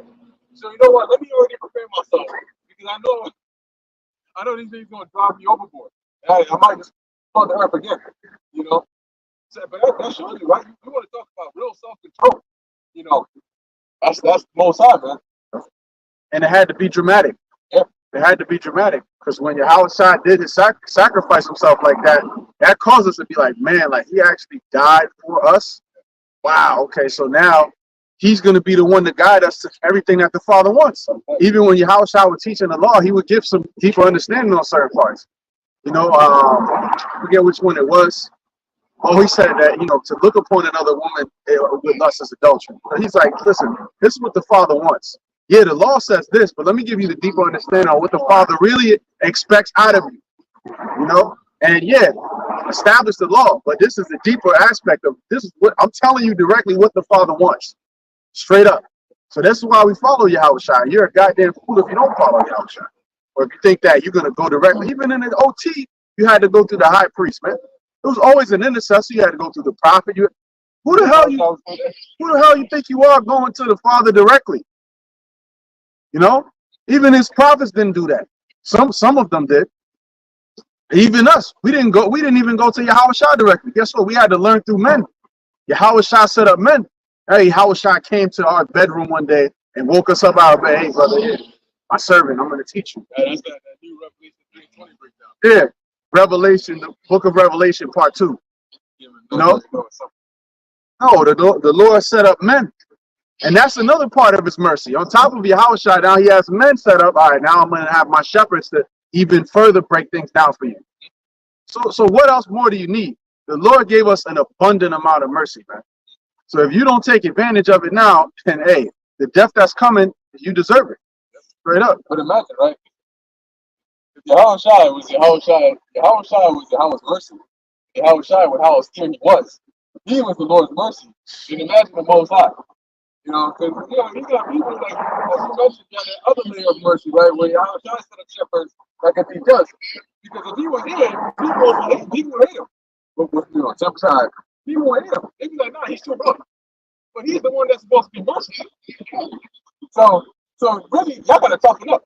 You know, you gotta toughen up. There's certain things like, you know, imagine, because sometimes, you know, you may have someone, you know, say certain things to you a certain way, but they may not feel too good. But you gotta remember who this person is. You know, at the end of the day, this is how it's not. You gotta put that up. Quick. You know, don't even get screamed at the first. Okay, but that's why Jared Jacob's trouble that need your house trying to cover us. Because you think about it, this is the wrath of the Heavenly Father.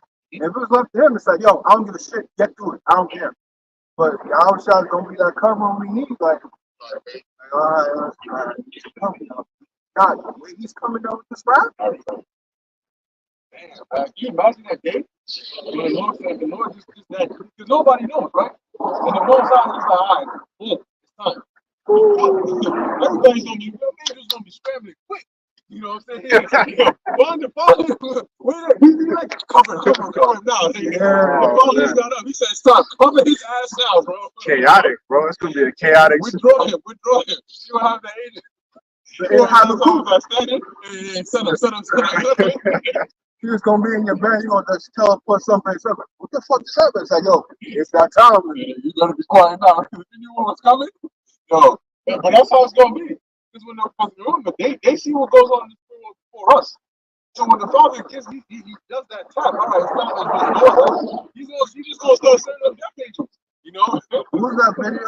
Some chick made the most side that eventually your house. I was like, it was like he was pretending to be the most side, your house side, Michael, the other. Oh, I think I saw it. I'm trying to remember it now. And your house, when he was pretending to be your house, he gave him like, nah, your house side. Yeah. And Michael was like, I saw that, yeah. But that's how they're gonna be. Everybody's gonna be in like very serious mode. The angels that gotta protect your life, they're gonna go quick, you know, because when them death angels come out, if you don't have that protection, you're done. They're gonna, like I explained, they're gonna be like them kids when you let them out in daycare. You know, them kids are fast and destructive too. If you don't watch out, you know, you probably don't have a kid just run your ass over with their little car shit. Because kids, they don't give a damn. Next thing you know, the back of your ankle just get run over by that tire because they're excited. You know, that's how these death angels gonna be. Excitement on overdrive. Anyway, Isaiah 53:11 in the NLT, when he sees all that is accomplished by his anguish, he will be satisfied. You know, so because here's the thing, right? Like I said earlier, the Most High, he doesn't just do anything for no reason. I just want to see what this looks like. No, everything has a reason. So when you're there saying, "Oh Lord, please show me an angel," for what reason? And whenever I send an angel to somebody, there was always a reason, right? There was a message. So why would I just send one just for your music? So when the Most High sent a son, there was a reason. And the Most High is not accomplished because you're giving it your best effort. He's accomplished because he's appeased because you've done what he said do. That's the point. That's how the Most High deals. If he says do A, unless you do A or until you do A, then you're not done. And when you do A, then you're done. Don't do more, don't do less. So that's why he was appeased by what Yahweh Shai accomplished. And that's why when Yahweh Shai prayed to him, he didn't give him that other way. Because that's not what they agreed on. And because of his experience, my righteous servant will make it possible for many to be counted righteous. Yeah. So Yahweh Shai, even though he was a son, he was referred to as a son. Because he was there to serve the Most High. That's why he was created. Right? For he will bear all their sins. And that's why the Most High was so focused on that. Because he's like, look, this is the only way to actually deliver this nation right now at the point that we're at. You know, I need to put them all on one, and then let's use that one. And that's Yahweh Shai. Okay? I will give him the honors of a victorious soldier. And then when you go into the word, it says a portion with the great. It's basically dealing with a chief or a captain. You know. Yeah, like how in the Roman Empire they had what they called I think it was like I think the word was like a triumph or a certain word for it, where if you had a consul, when they would like in for like that year, they lost that honor or that power as being like that, that warrior with the spoils and all of that. Because he exposed himself to death. He was counted among the rebels. He bore the sins of many and interceded for rebels. Yeah, so there you go. So it's a deal. The Lord says, you go, you do this, you get this. That's it. You do it well or leave. Of course. But it's not like the Most High is emotionless. Where do we get our emotions from? But the way we express our emotions is not the same way the Lord expresses it. The things that trigger us are not the same that trigger the Lord in the same way. That's why I said we see it not as man sees. But anyway, that was on there, right? All right, you got it? You got it? Perfect. Cool. That's all good. All right, so we're going to wrap it up. Lord willing, this is edifying to the elect. Closing, I want to give all praises, honor, and glory to Yahweh, Hashem, Yahweh Shai, Hashem, Akadash. Next time, Shalom. Shalom. Yabashim Yahshua Barakatam. Shalom to the elect. Say Shalom. Yeah.